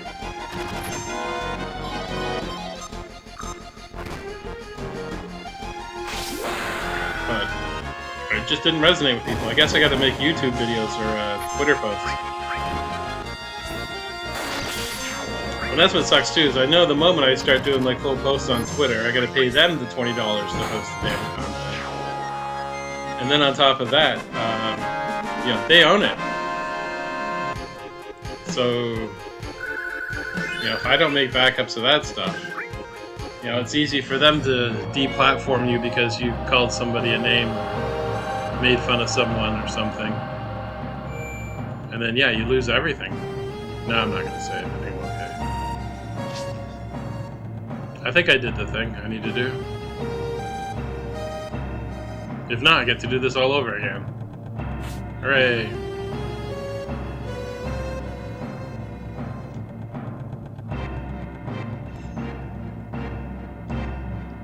Yeah, it is so frustrating how people just think everything is Facebook. And I'm sure it's going to get to the point, I mean, I've not used Facebook in a long time. I only used it because I had to market stuff. But I would not be surprised that if you post link to my blog on Facebook and it's going to give you warning, third-party site, we can't guarantee your safety, and then people are like, nope, I'm not going to click it. I would not be surprised in the least. Because it's inevitable with all this American fact-checking bullshit. You know, you're an unverified source. You can't be trusted.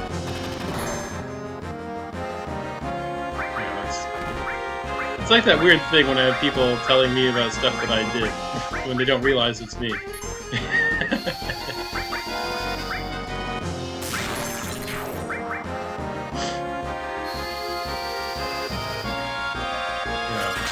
I don't know, this whole verification thing is just such bullshit.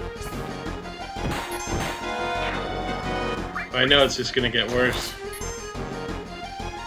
I forget who passed the stupid law where they're gonna ban all the kids from the internet, but it also means that everyone now needs an ID to who they are for signing up for services. That's scary. It's always the same shit, we gotta protect the children.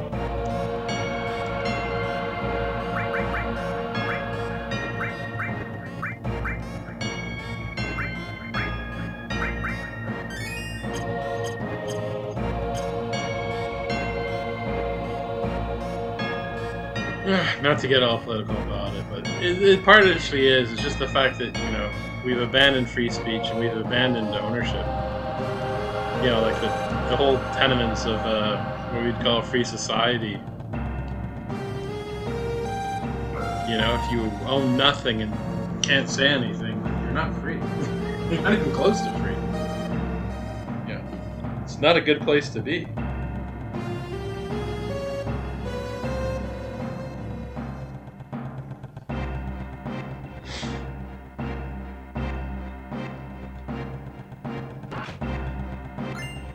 But, you see, that's the way she goes.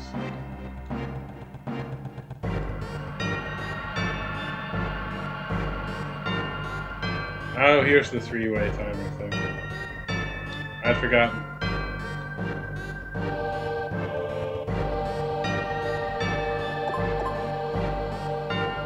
No good, try again.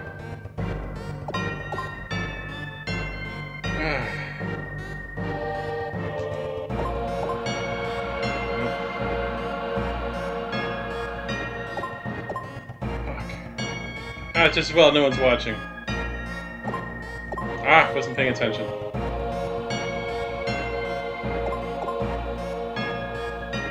Come on.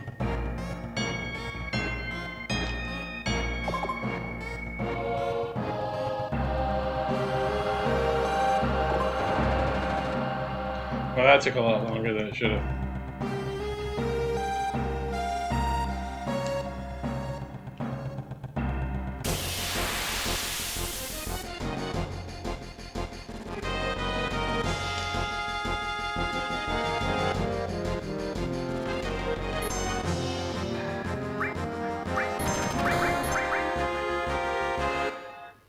I can pause. No one's here. Oh, someone's back.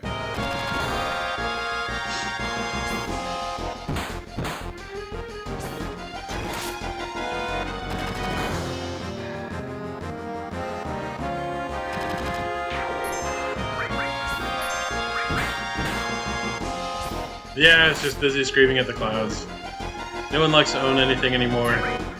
Everyone's used to the idea that, you know, it's somebody else's platform, you better behave. You know, I miss the internet when it was all self-hosted source code repos, you know, people's own writings and stuff. Yeah. Where's the stories about Bigfoot living on the Nazi moon base built by the Jews, you know? Where happened to that good stuff? Can't have any fun conspiracies anymore. Everyone's so goddamn serious.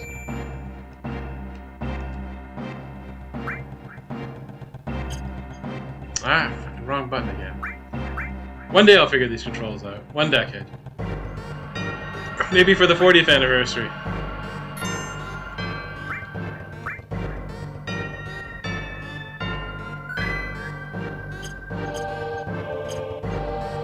Of course, then again, as I'm saying, own your stuff, here I am on YouTube, so I'm obviously a good hypocrite.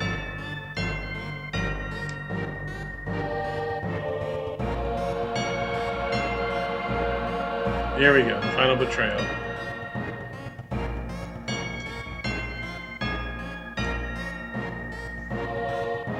Soldiers? Oh, I can't believe it. What the hell is going on? Shit! Oh my god, my game swore at me! Mommy! Oh, I guess I've got to... There we go.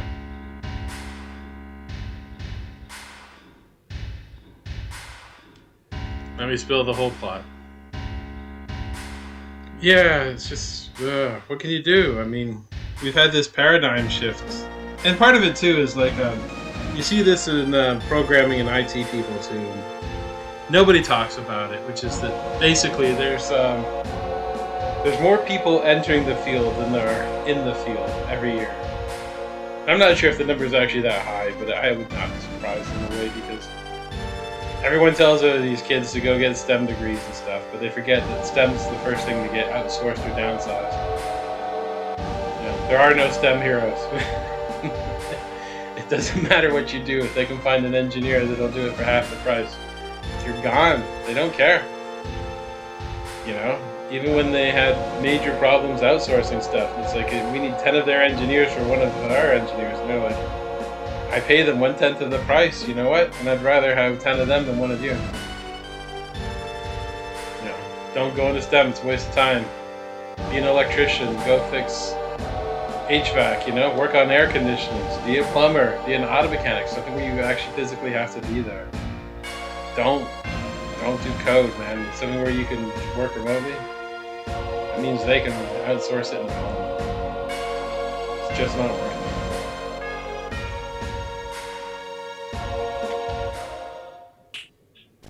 There we go, greasy executive. What's that noise? Oh, it's the airbuster thing, right? Airbuster. Yeah, I remember this one. More like air duster.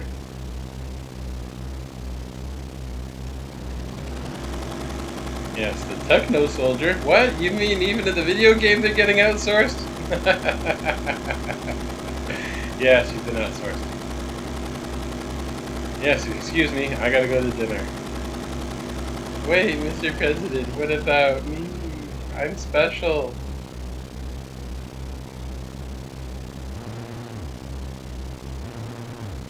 I don't know why he always reminds me of like a transformer like Ratchet.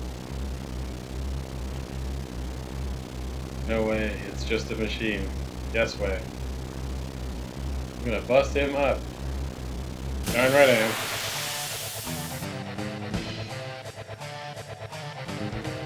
I swear, Final Fantasy VII had some great music.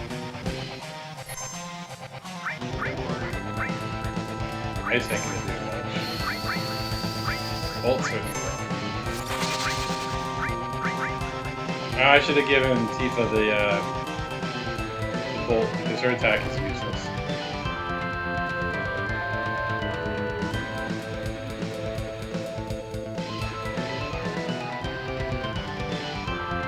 Yeah, big mistake.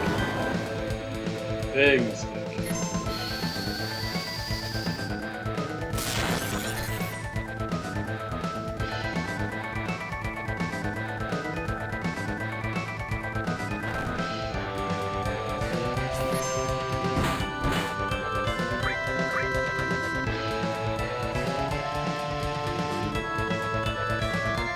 Man, we get knocked out of here.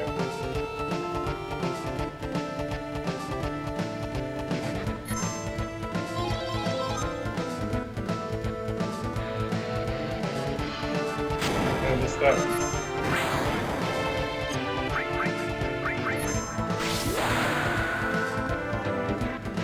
I should have waited an extra second.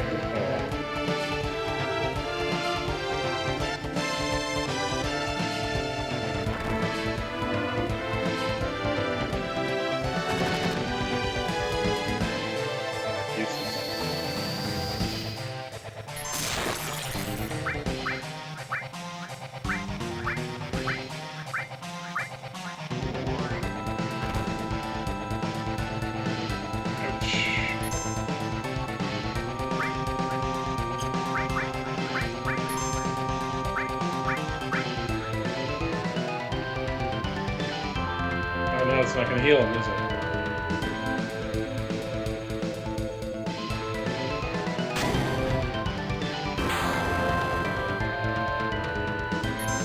Yeah, that's good.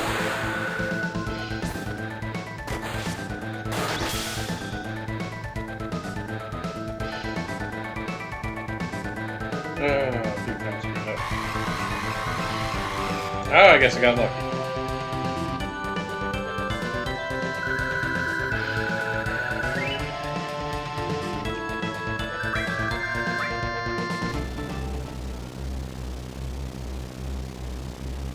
Yeah, I really got lucky on that. That was really poorly done. I go blow up the bridge, and I'm gonna go fall down into the slum. You do something? Like grow some wings? Not a damn thing. Thanks a lot, pal. Please don't die. You can't die. Oh, there's so much I have to tell you. Yeah. I know. You already told the clone. You gonna be alright? Yeah, he's strong. Alright, I'll take care. Sorry about this. Sorry but not sorry. Prepare to die. Later! Or I should say catch you later. Haha.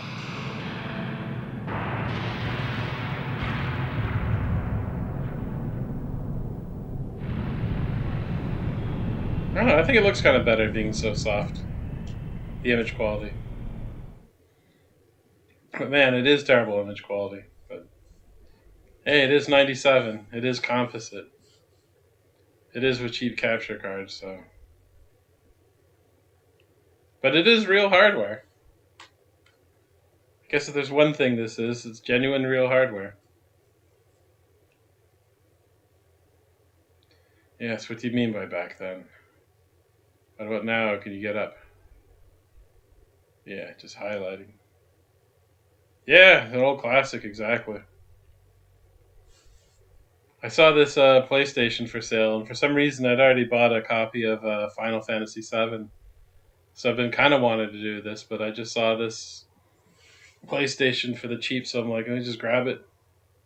I'm impressed that this thing still works, although it's a PS1, the little tiny one. Not the launch system or anything kind of halfway modern.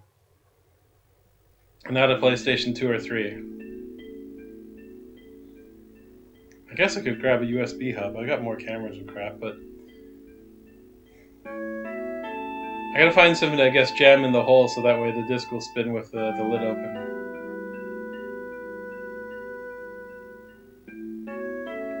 Ah, yeah, Sector 5 slump, so yeah. So now we get to meet her for the second time. Yep, you came crashing down, but luckily, yes, this flower must have broken your fall.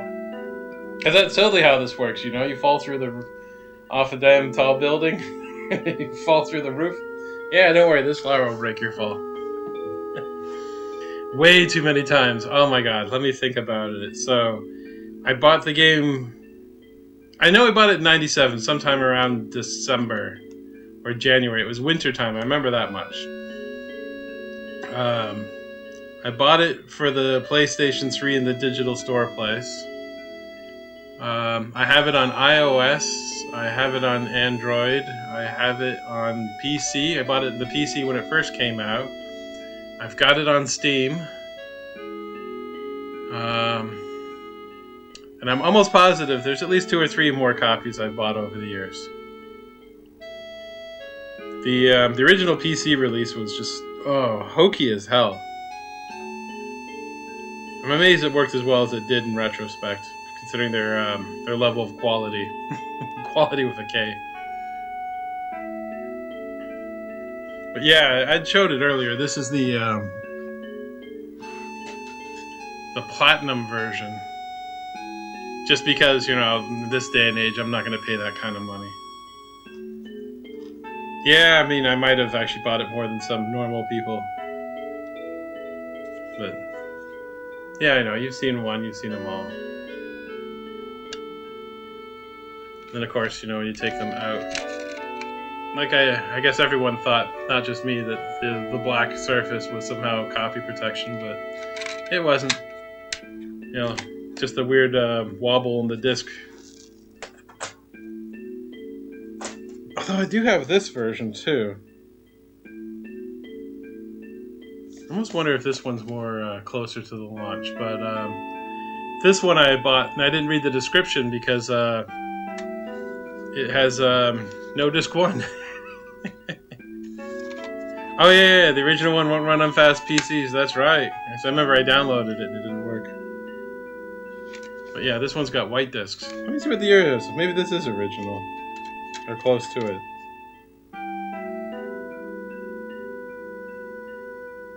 I guess I'd have to look up the part numbers. I don't see anything too obvious.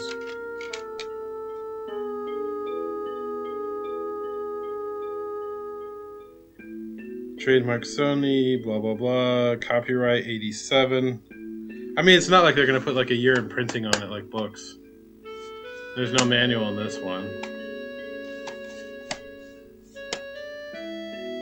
Software is compatible with PlayStation.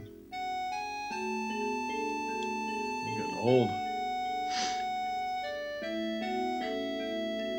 I guess I have to look up the part number. Maybe it is closer to the original one, this one. But then again, it's got the 5 out of 5 sticker, so who knows? Oh, you reverse engineered the file formats. See, I wish I was smart enough to do stuff like that. Because there's definitely a lot of fun to be had in this thing. PC version of the MIDI files, packed files, send it up, writing software, export them. Then if it was popular, then I definitely used your software to export the MIDI files. I definitely used that, because I quite enjoyed that. The first PC version also included... Was it from Roland? It was a really good like sample-based MIDI player. Or MIDI engine, or whatever the hell it was. Oh, I can't remember what it was now, but I remember that once you installed Final Fantasy, like the killer feature... Oh, you didn't release it? Nah, okay. Then somebody else's... Because I can remember that being a thing where it's like, oh wow, you can get all the MIDI files to Final Fantasy. Yeah, the Yamaha XG. Yeah, like, that was a silent killer feature. Yeah, I remember you. You're the town drunk? Oh, the slum drunk. Okay, yeah, there we go.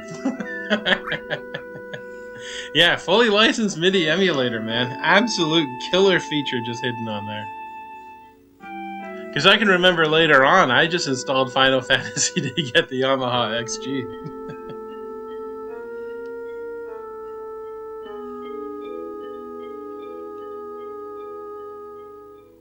Yeah, of course I got Materia, but she's got one that does nothing. Yeah, paid product, and they just included it like it was nothing. And then yeah, it was full featured. You could run it with anything. It just worked. But it's 32-bit only, I think, being the larger problem why I probably still don't use it. Was there copy protection on the discs like you needed the originals? I can't remember. There's got to be some reason why I'm still not using it. Some stupid reason, I'm sure. Because it's definitely something you would want with like virtual MIDI cables to almost just keep a Windows 98 or a Windows 2000 VM around for is like a virtual MIDI device. Like we were talking about earlier with the SC55.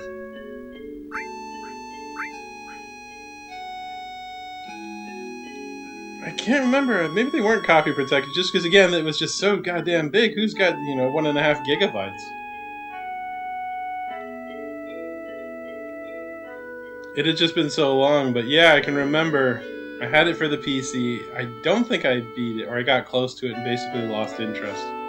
Because losing interest was always the biggest problem I had. And then years later, moving somewhere, and I just took out my big box collection, and yeah, I tried to play it, and it was unplayable just because, yeah, it was just too fast by then.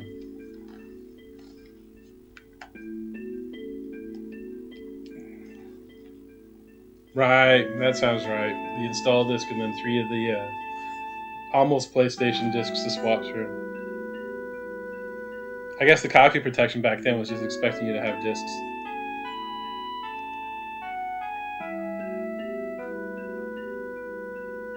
Oh, it was so long ago. I guess I should have put something in my hair first so it didn't look so damn messy.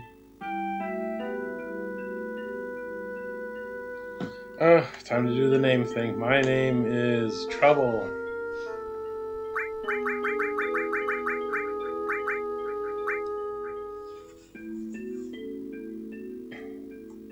Yeah, I've definitely bought way too many copies of this dumb game.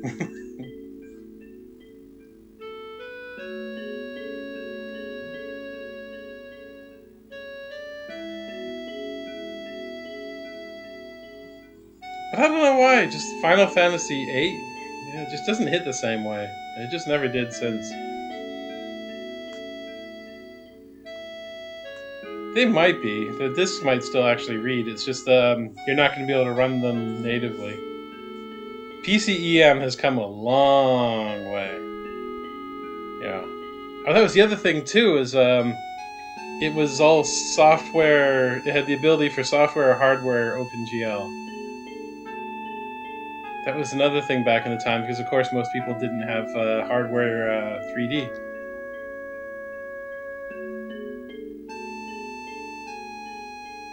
It's like Wing Commander. It's in that weird in-between period where like a fast computer wasn't quite fast enough when they released it, and then things jumped so much more faster that I just didn't program to imagine machines that fast that it just becomes unplayable. Like Wing Commander, you really need a like between a 33 megahertz 386 to a like a 50 megahertz 486. A 50 might be even too fast. It might be like a 33, but basically in that small range for the game to run properly. If you're too slow, it's too slow, and if you're too fast, it's way too fast. The PC release had trouble with 3D cards. Oh yeah, yeah. The 3D support I remember being absolute crap because I bought a some fancy ATI card that did OpenGL when they first came out, like the Fire GL 1000 or something crazy. Almost nothing worked on it. The only thing it was certified to run was AutoCAD.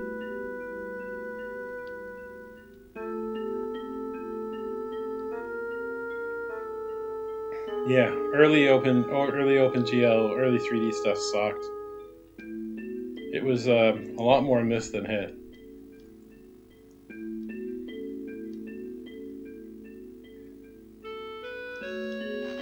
So definitely the software rendering in this helped a lot. That was back to that thing, then you needed a faster machine to be able to run the 3D acceleration.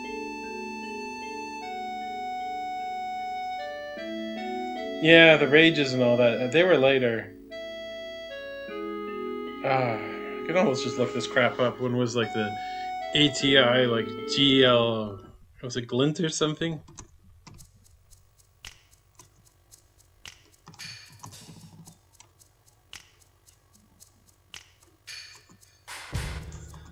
It was some weird video card. Oh, that's coming up with nothing on the search. Honda motorcycles, of course. Oh, it took off my eye. The Diamond Fire GL 1000 Pro. That sounds suspiciously like it. And what year was this hunk of junk? 97, what a surprise. Of course it's 97.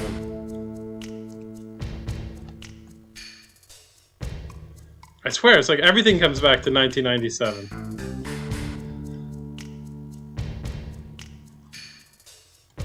Yeah, so this would be the card I had. And it was terrible. I ended up, one of the few things I've actually taken back and asked for a refund. Quake didn't work. I think the only thing I had that worked on that stupid thing was the 3D screensavers in NT4. It ran pipes like a dream. Other than that, it didn't do anything.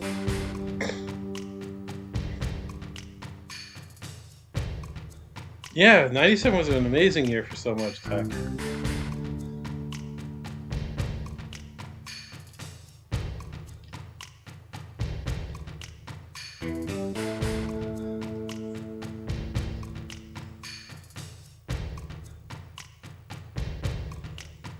Oh, Power VR card. Much better choice. Eventually, I got the Rendition Vari, I think it's called. The one that Sierra resold is the Screaming 3D.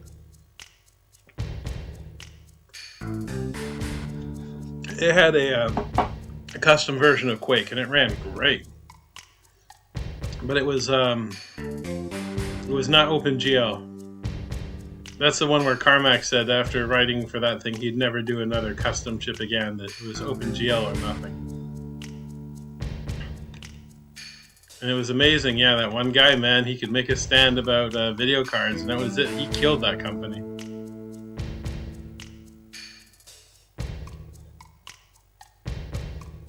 Yes, don't step on the flowers.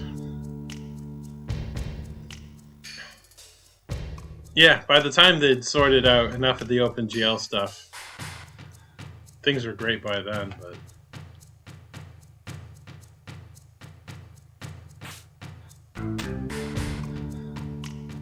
I know you're supposed to push the barrels off to save the girl, but I can never remember which one to throw. So, I'm always going to fuck this one up.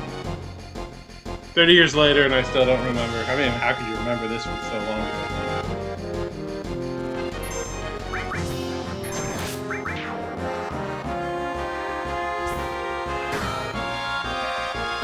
Oh wow, I forgot her attack was useless.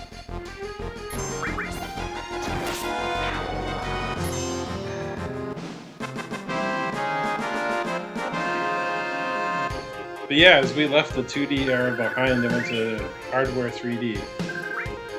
Amazing stuff. That's right, they're gonna shoot up and they're gonna knock her down. Surprised I even had that much hardware back then. From a wealthy family, my mom put herself quite deep buying a P133. Yeah, computers were expensive back then. Like, when I wrote about SimCity for Windows, and how it was such a, an executive toy. And people, even when I showed them the prices, people did not want to believe that if you wanted a 32-bit machine in 1990 to play SimCity with like 4 megabytes of RAM and VGA and stuff, you had to shell like 5,000 US. The older back you go, the more and more insanely expensive these machines were. Not to say that your mom didn't pay nothing, but by the time they went to the Pentium era, machines were significantly cheaper. Not like you'd have like a machine that would really like match specs like 1-to-1, but like a good 486 was easily double to almost triple the price of that Pentium, and a 386 would be easily 6 to 10 times the price. Like, it was unbelievable how much we used to pay in the 80s. And I never top-of-the-line stuff. I mean, it's even today, Like, my primary machine is one of those Chinese laptop CPUs that's put into a PC motherboard. And it's fine. It's totally adequate, You don't... Unless you're doing something really timing sensitive, in that case, money's no option. But for the rest of us, it doesn't matter. Yeah, and hustle away people's hardware and upgrade that way. There's nothing wrong with used parts. Don't let anyone tell you otherwise. It's you want to save money, Yeah, so the same age as your Ryzen 7950X, not adjusted for inflation. Yeah? And that's just it. The adjust for inflation's a big thing with it too. But when you look at those 386 era machines, those are the sticker prices. That's not adjusting for inflation. Yeah, that's not $5,000 of today's money. That's $5,000 of '89 money.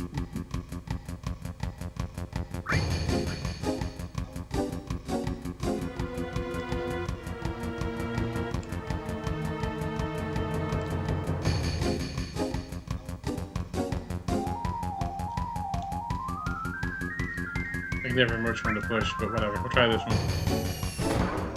Oh, got one.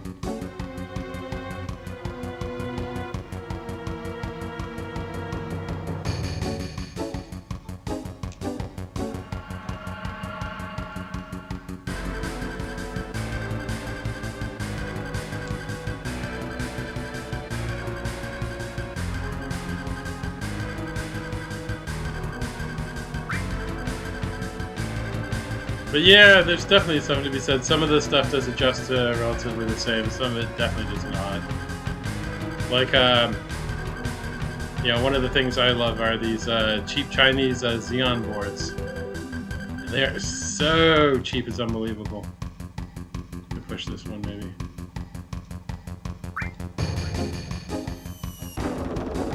Nope, I missed.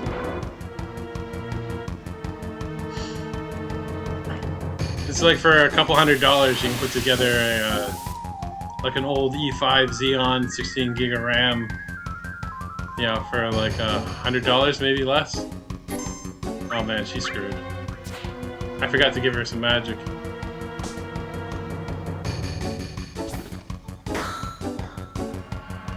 Yeah, you're gonna die. Sorry.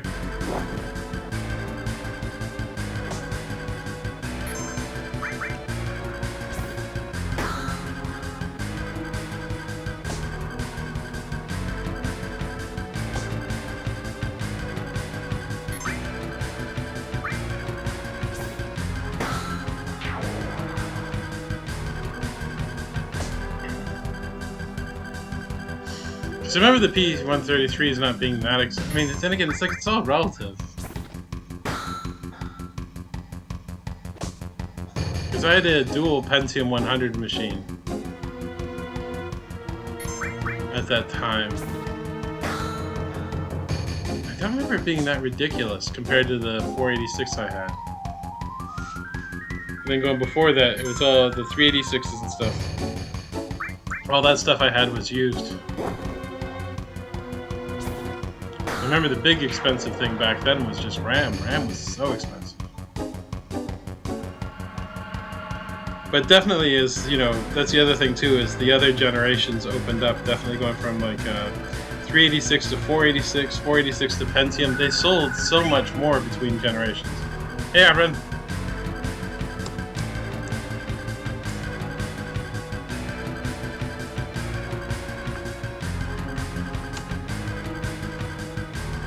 Yeah, it was the modeled PS2, yeah.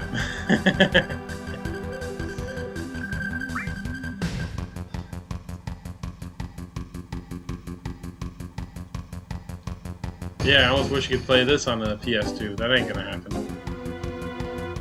Now she's gonna be in trouble because it's the barrel I should have thrown. I screwed it all up.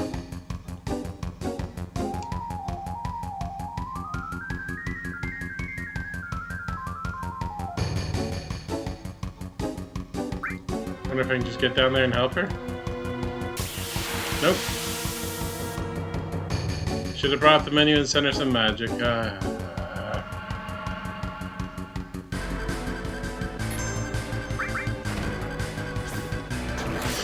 Yeah, I was just playing some Final Fantasy VII. I got a PS1. Yeah, it actually is just PSONE, PS1. And just, yeah, I had this Final Fantasy VII CD set, so yeah, just play some on some real hardware. So yeah, the video looks soft because it's, you know, an actual PlayStation with just a cheap composite capture.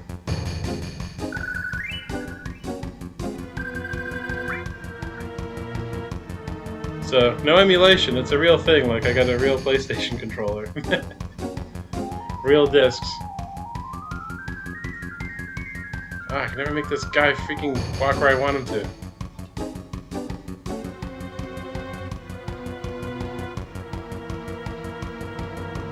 I can't get over there, can I? Oh.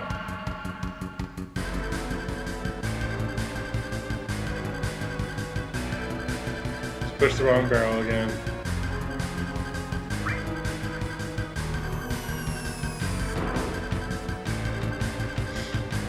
Yeah, proper fidelity, absolute crap.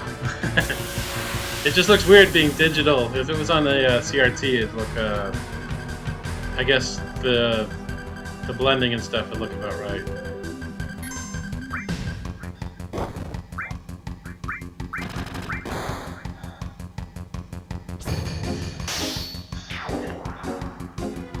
Wow, lucky hit.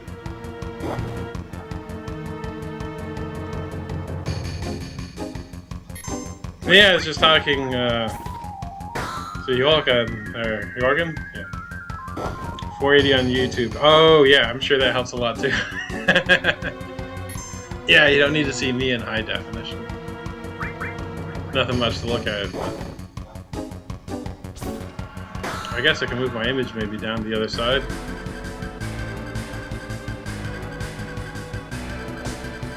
Or out of the way. Whoops. Wrong one. This is I hate OBS. Yeah, but then I can't see the time. Oh. Ah, good enough. Stop messing with it.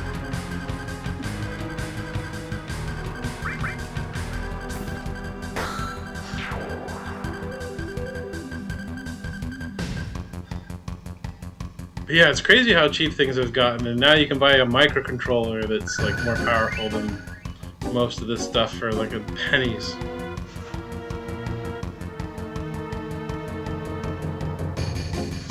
And even have it emulate x86 for relatively cheap. Ah, it's just crazy how prices go.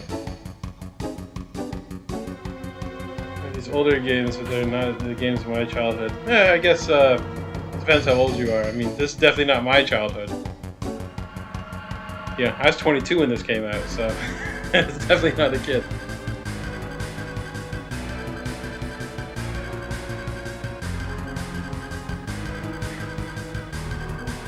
Yeah, the games of my childhood are way more simplistic. And that's what's amazing when you see these path-traced versions of Cyberpunk, and it's like within my lifetime.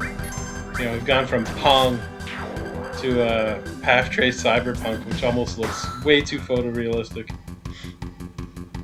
The Z80, yeah, not bad. Was it the Spectrum Z80 though? Because they had the Z80 and then the Z81 and then the Spectrum. Yeah, we're probably close to a similar age. I mean, I just turned 49, so big 5-0 next year. Can't wait. My knees are already hurting. I'm having to do doctor's appointments about getting old. Can't wait. Oh, the Amstrad CPC. Oh, okay. 42 next year, man. 42 is a good number. You're still close enough to 30 to remember it.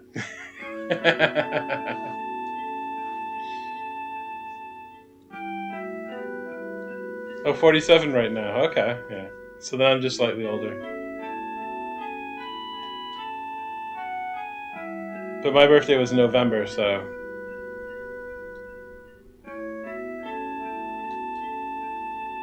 it's always, I guess, somewhat relative.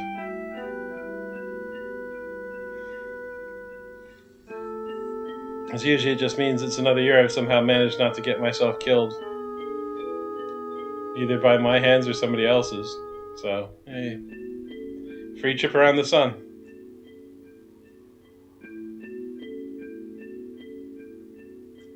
Oh yes, the ancients. You want to go join Soldier. Blah, blah, blah, blah.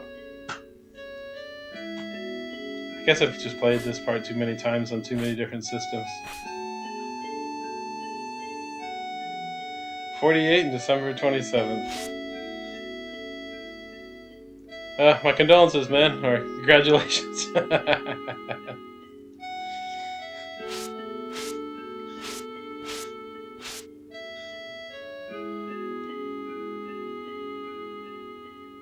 Although there's always so many holidays and celebrations in winter, it almost sometimes sucks to have a birthday this late in the year. Because people forget. But I guess it's more so when you're a kid. I mean, when you get older, I mean, I don't know. I just kind of hate my birthday. It's like, if anything, I guess it's just more a time to reflect on like what you've actually done. Have you accomplished anything? Yeah, especially as you pass like 45, 46. You know, the whole midlife thing sets in. Yeah, what have you really done? Or in my case, I guess, just what if I really screwed up? Because, yeah, life was so much more different before COVID. I mean, you can't take it back. It doesn't work that way, but I just definitely would have done things differently, I guess. Yeah. But on the other hand, the way I did things, I sleep fine at night. Because the smart move would have been, when I had all my businesses and stuff, just fire everyone. Sell everything. Walk away. Put everything into Amazon and government bonds and just, do nothing. But I definitely screwed up. I kept my employees on payroll for as long as I could, honored all my debt, did everything wrong. There you go, there's decent income and at least enough job security, don't have to worry about it even if the company blows up. Yeah, well, there you go, yeah. See, I had basically checked out. I stopped caring. I had enough income coming in because I had a restaurant and a bar and I had a construction company. So between the three of them, I had more than enough income. And then other investments and stuff. But yeah, COVID, I got wiped out. So I was just working just because the guy who hired me, he did me a big favor. So I was just helping him until he found more people. And then, the company got bought out. And then they got hacked, so they got delayed for years. But then they laid everyone off. And then, to go find a job, which sucked. I sold the bar recently, so that's helped pay off a huge chunk of the debt I owe. But just life definitely threw a big curveball.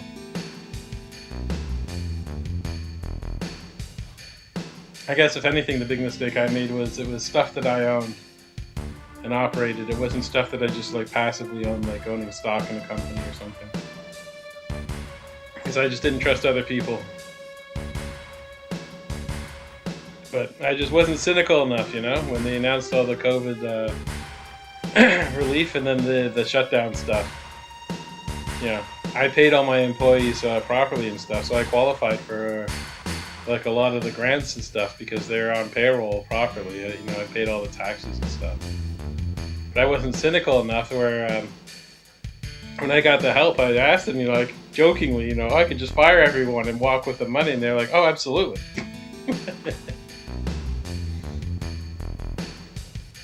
And I know people did. they got their payouts, and then they just fired everyone. But I didn't want to be that kind of person, so I didn't. So it kind of ruined me financially, but that's the way she goes. I think this is a vendor.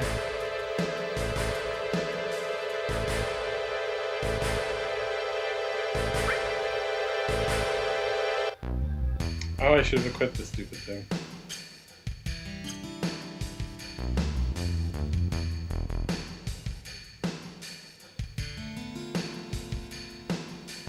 Yeah, but I don't want to make it too much. Me just complaining about life and me screwing up. Although I would say, for kids out there, learn how compound interest works, how a credit card actually works. Do not get screwed over in that stuff. I mean, I didn't, but I know people who did. People making those bare minimum payments for years and then find out that they paid for that debt off 5 times. Because they just don't understand how compound interest works.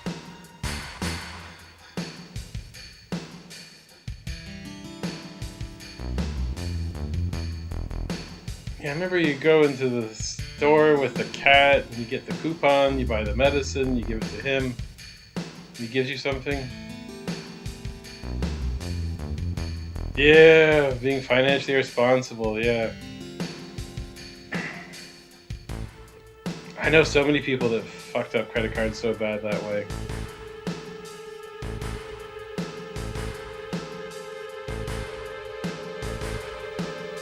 It's almost scary just how easy it is, and especially in America, just how free they are giving out credit Well, they're not technically kids, 18-year-olds who don't know a damn thing.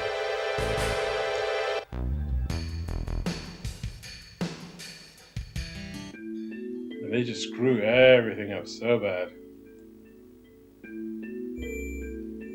Just like the college loans, man. If you could get credit cards to pay off college debt, do that. Because, that debt is forgiven after 7 years. And those college degrees are fucking worthless.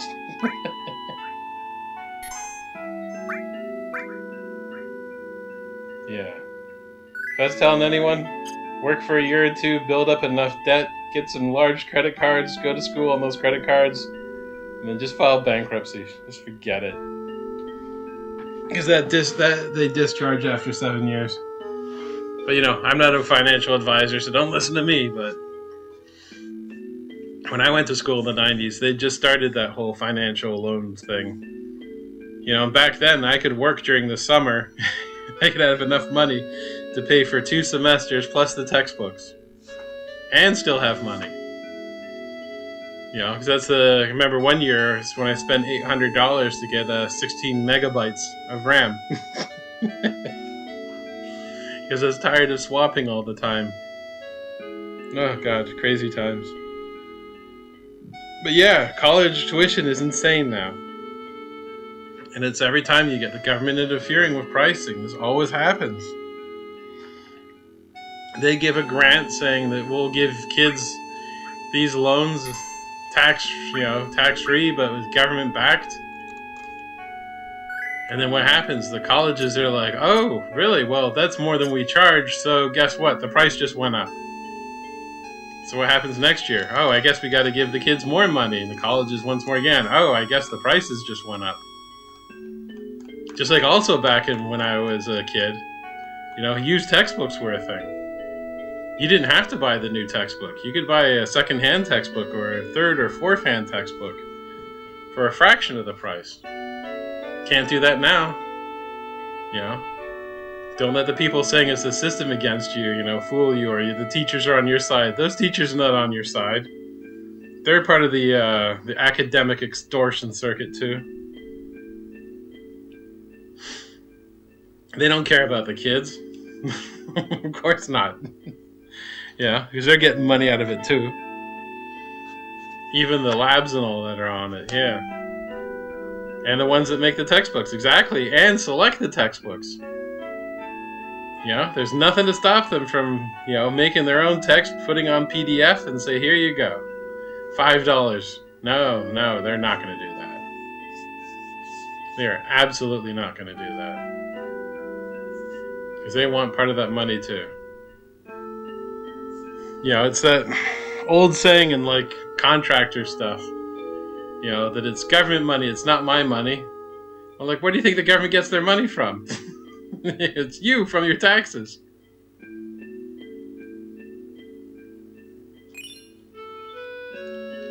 But then on the other hand, I can tell you another reason, having done government contracts and stuff, why things are so inflated in prices. Because they don't pay. They take forever to pay. Sometimes you have to threaten litigation, actually retain lawyers and stuff to get paid. It's no small wonder why half of this stuff gets so screwed up. Getting paid is like pulling teeth. And even that's just with some government stuff, commercial stuff is just as bad. I've had to threaten large corporations with lawsuits just to get paid for work that I did. One of them was almost driving me into bankruptcy like that. I literally had $0 in my credit card for available draft, $0 in savings. Yeah. I was 3 months behind on my house payment. Oh, Fujitsu. Yeah, those guys suck from what I've heard. 30 days to 45. Yeah, and those 2 weeks, man, can make a world of difference. Oh, that's business days. What am I thinking? It's 3 weeks.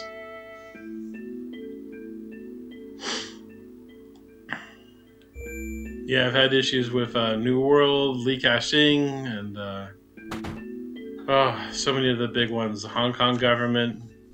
Yeah. Then people are like, oh, you charge like so much for, the toilet seat or whatever. I'm like, yeah, because you fuckers don't pay on time. Of course I charge that much. And even then, later on, they're in your business because they demand to see like how much you're actually paying and what your actual rates are and what's an acceptable profit margin. Oh, it's so ridiculous doing government bids.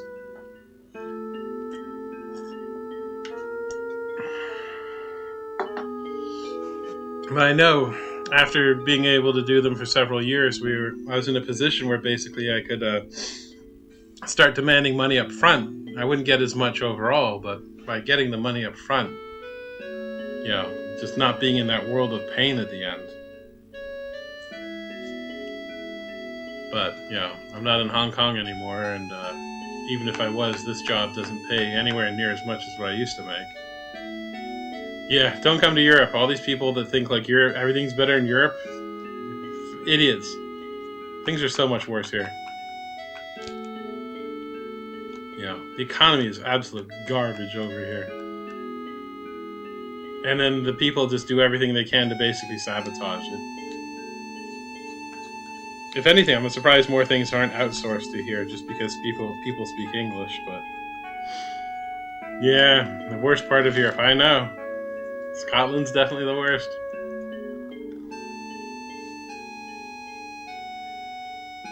Yeah, I just think once more people I know get their residency here, we're out. I can't imagine any reason to stay here. The weather's shit. The food's fucking terrible. Yeah, why not? Be my girlfriend. That's great. Oh, wait, I said that's her girlfriend. Oh, well.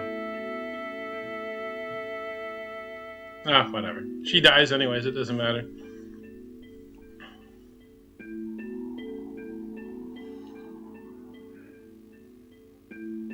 I'll probably have to go back to the States. Or maybe a territory. I don't know, but then again, that's the other thing. I'm getting too old for this shit.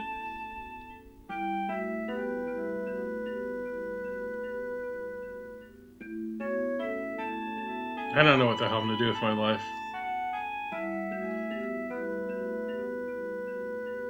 If they'll let you again. Well, I surrendered my green card. And I did the exit interview into the state, or out of the States. So, again, I don't know if they're lying about it, but they did say that because I left properly, that I would be fast-tracked for re-entry if I wanted it. Are they telling the truth? I don't know. Maybe they tell everyone that, but they did say on my exit interview that the vast majority of people don't exit the country properly. They just think that they can leave and then come back on old green cards or something and think that everything's fine, and it's definitely not. But then again, it's so weird because immigration in the States is so messed up. It's not 2-tier, it's like 5 tiers. There's just some people that laws just straight up do not apply to at all, and then people will fight for them. Invisible people that the laws don't apply to, but, people just pretend they don't exist. And then trying to do it legally. And then, some people, they don't have to pay that much. Some people have to pay a fortune to get through. Exactly. You have enough money and the problems just go away. Yeah, it's just so frustrating. But I know the big problem that would hold me back from trying to go back to the U.S. is I don't have a degree. So I'm not skilled labor.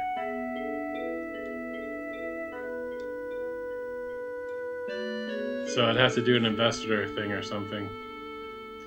Or find a way to waste time in school. But if I did have to go to university, I definitely would not do anything with computers. I'm sick of this shit. And it doesn't pay. I mean, everyone's fucked in the head, especially after COVID. I think I'd rather just be a psychiatrist. Yeah, somewhere where I could have a nice office, comfortable chair, and just fucking sleep.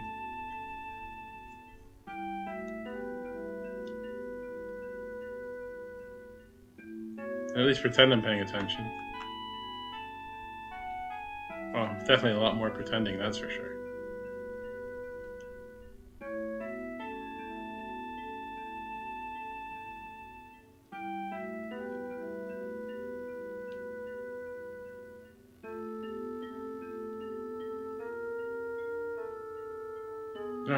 This is always creepy how Cloud's mom looks way too much like Cloud.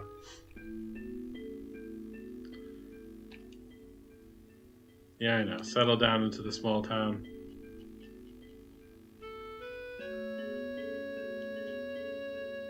I swear life would be so much more easier if you just settled down into the small town. She's right.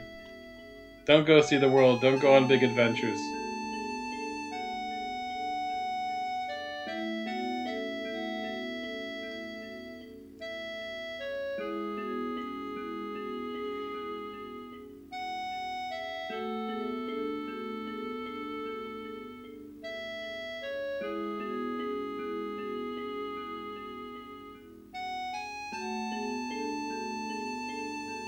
The board creaks.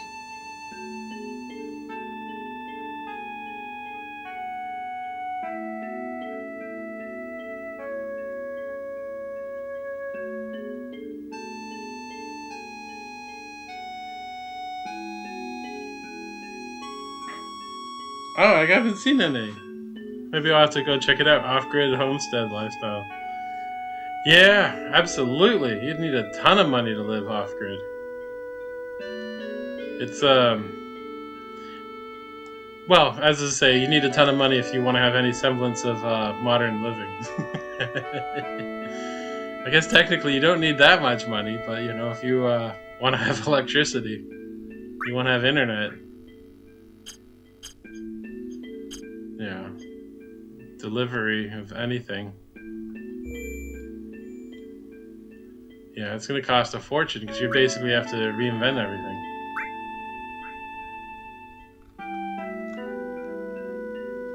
Yeah. A long time ago, I started looking at, off-grid or whatever. So I bought these giant solar cells or solar panels, and it's a full-time job. It's just like farming in the 1800s, you know. It's a full-time, sun up to sundown. Because even with I had a bunch of solar panels. They were I think it was like 2,000 watt. I forget. They were big, but they were big ass panels. And then I had a battery bank set up, so I had batteries in 3 groups where I had one group charging, one group draining, and one group resting. And then just cycle between them with like charge controllers and stuff, cutover junctions, and all this fancy inverters and crap. So it was like a spaceship.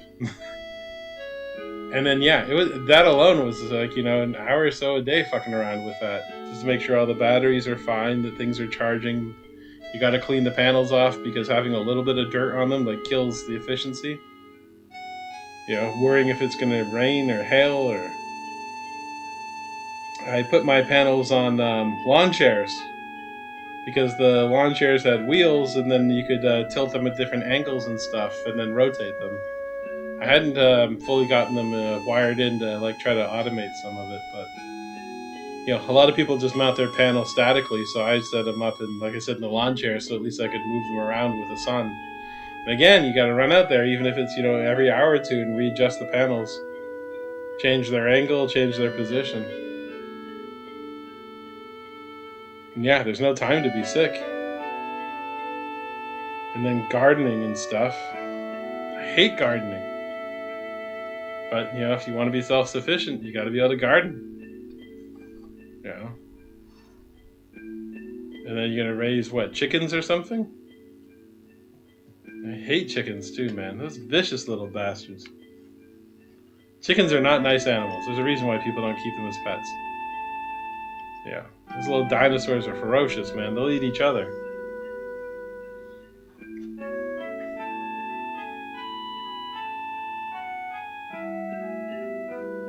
Oh yeah, and then freeze drying, canning, and my mom used to do canning when I was a kid. And again, it's just so intensive. It's so time intensive. Because we used to make jams, and oh gosh, what else was it? There's a bunch of other stuff. Spaghetti sauce being another one. To make them in huge quantities. With the whole fresh tomatoes, and then break them down, the basil, the garlic, the onion, the salt. Just boiling that stuff down in giant pots for like hours and hours. Just days and days of crap, and then boil the jars, clean the stuff, and then can and all that stuff. Yeah, it was a huge job. And then honestly, the stuff tasted terrible. I think it's just because the commercial stuff. I'm sure the preservatives alter the taste. And then of course sugar, because there's so much sugar in everything. Especially when you think it doesn't belong there.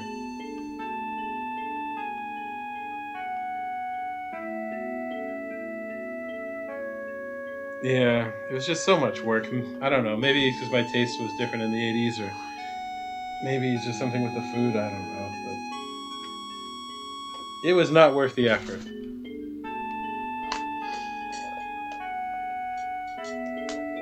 And then the only thing more, I guess, crazy was the the idea of, or at least people call you crazy, is like the idea of prepping and all that. Cat demands food. Yeah, you better feed the cat, man.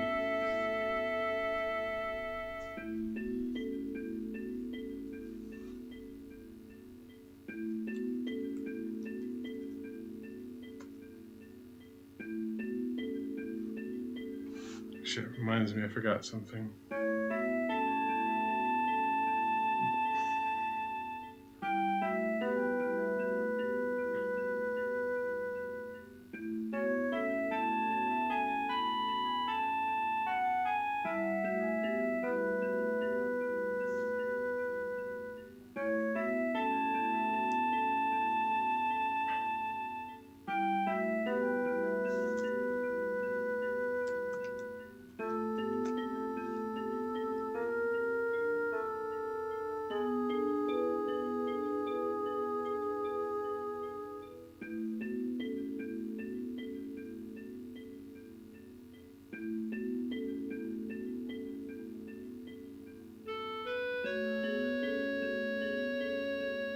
What was that, yesterday? No, that wasn't yesterday. It's Wednesday the 11th. Okay.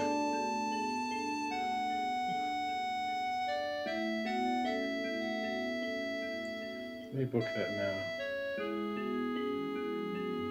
I just remembered, speaking of old age, I gotta book a doctor's appointment on my calendar.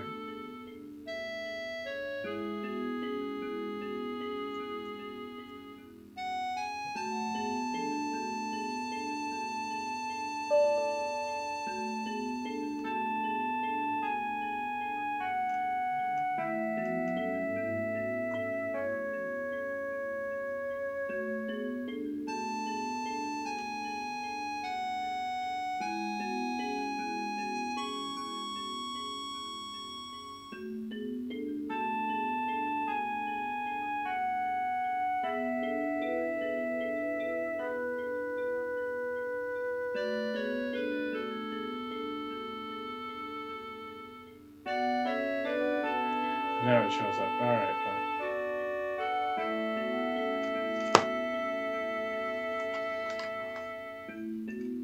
Actually, I gotta take off in a few minutes. I just realized I gotta be out of here at 4:30-ish. I'll be right back. Let me go check. What the hell is supposed to be?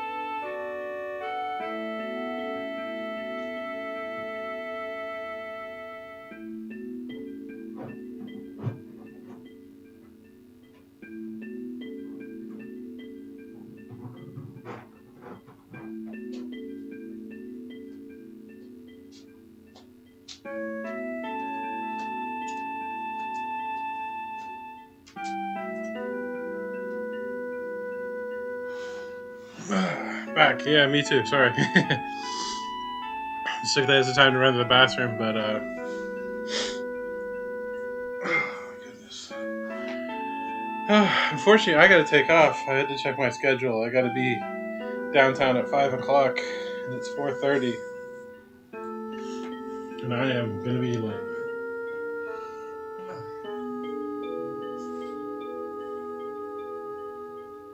So sorry. I didn't realize time was going by so quick. Wow, it's been 3 hours. Guess I moved my laptop over. That's why I'm out of frame. But yeah, I gotta take off. Sorry about that. Hopefully the cat's fed and everything's alright. Wow, it doesn't show me in the picture. Oh, because the preview's old, that's why.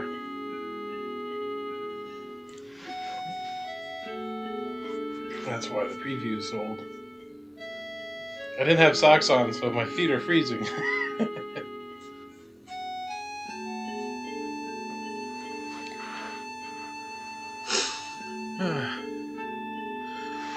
Let me just type it in then.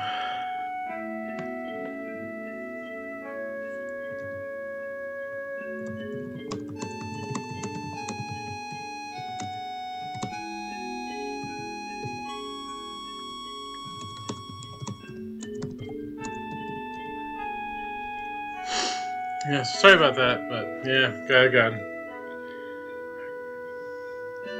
Yeah, I'll probably continue on from here. I saved up, so I don't know if it's all that interesting to follow, but yeah, who knows. But anyways, I'll catch y'all later.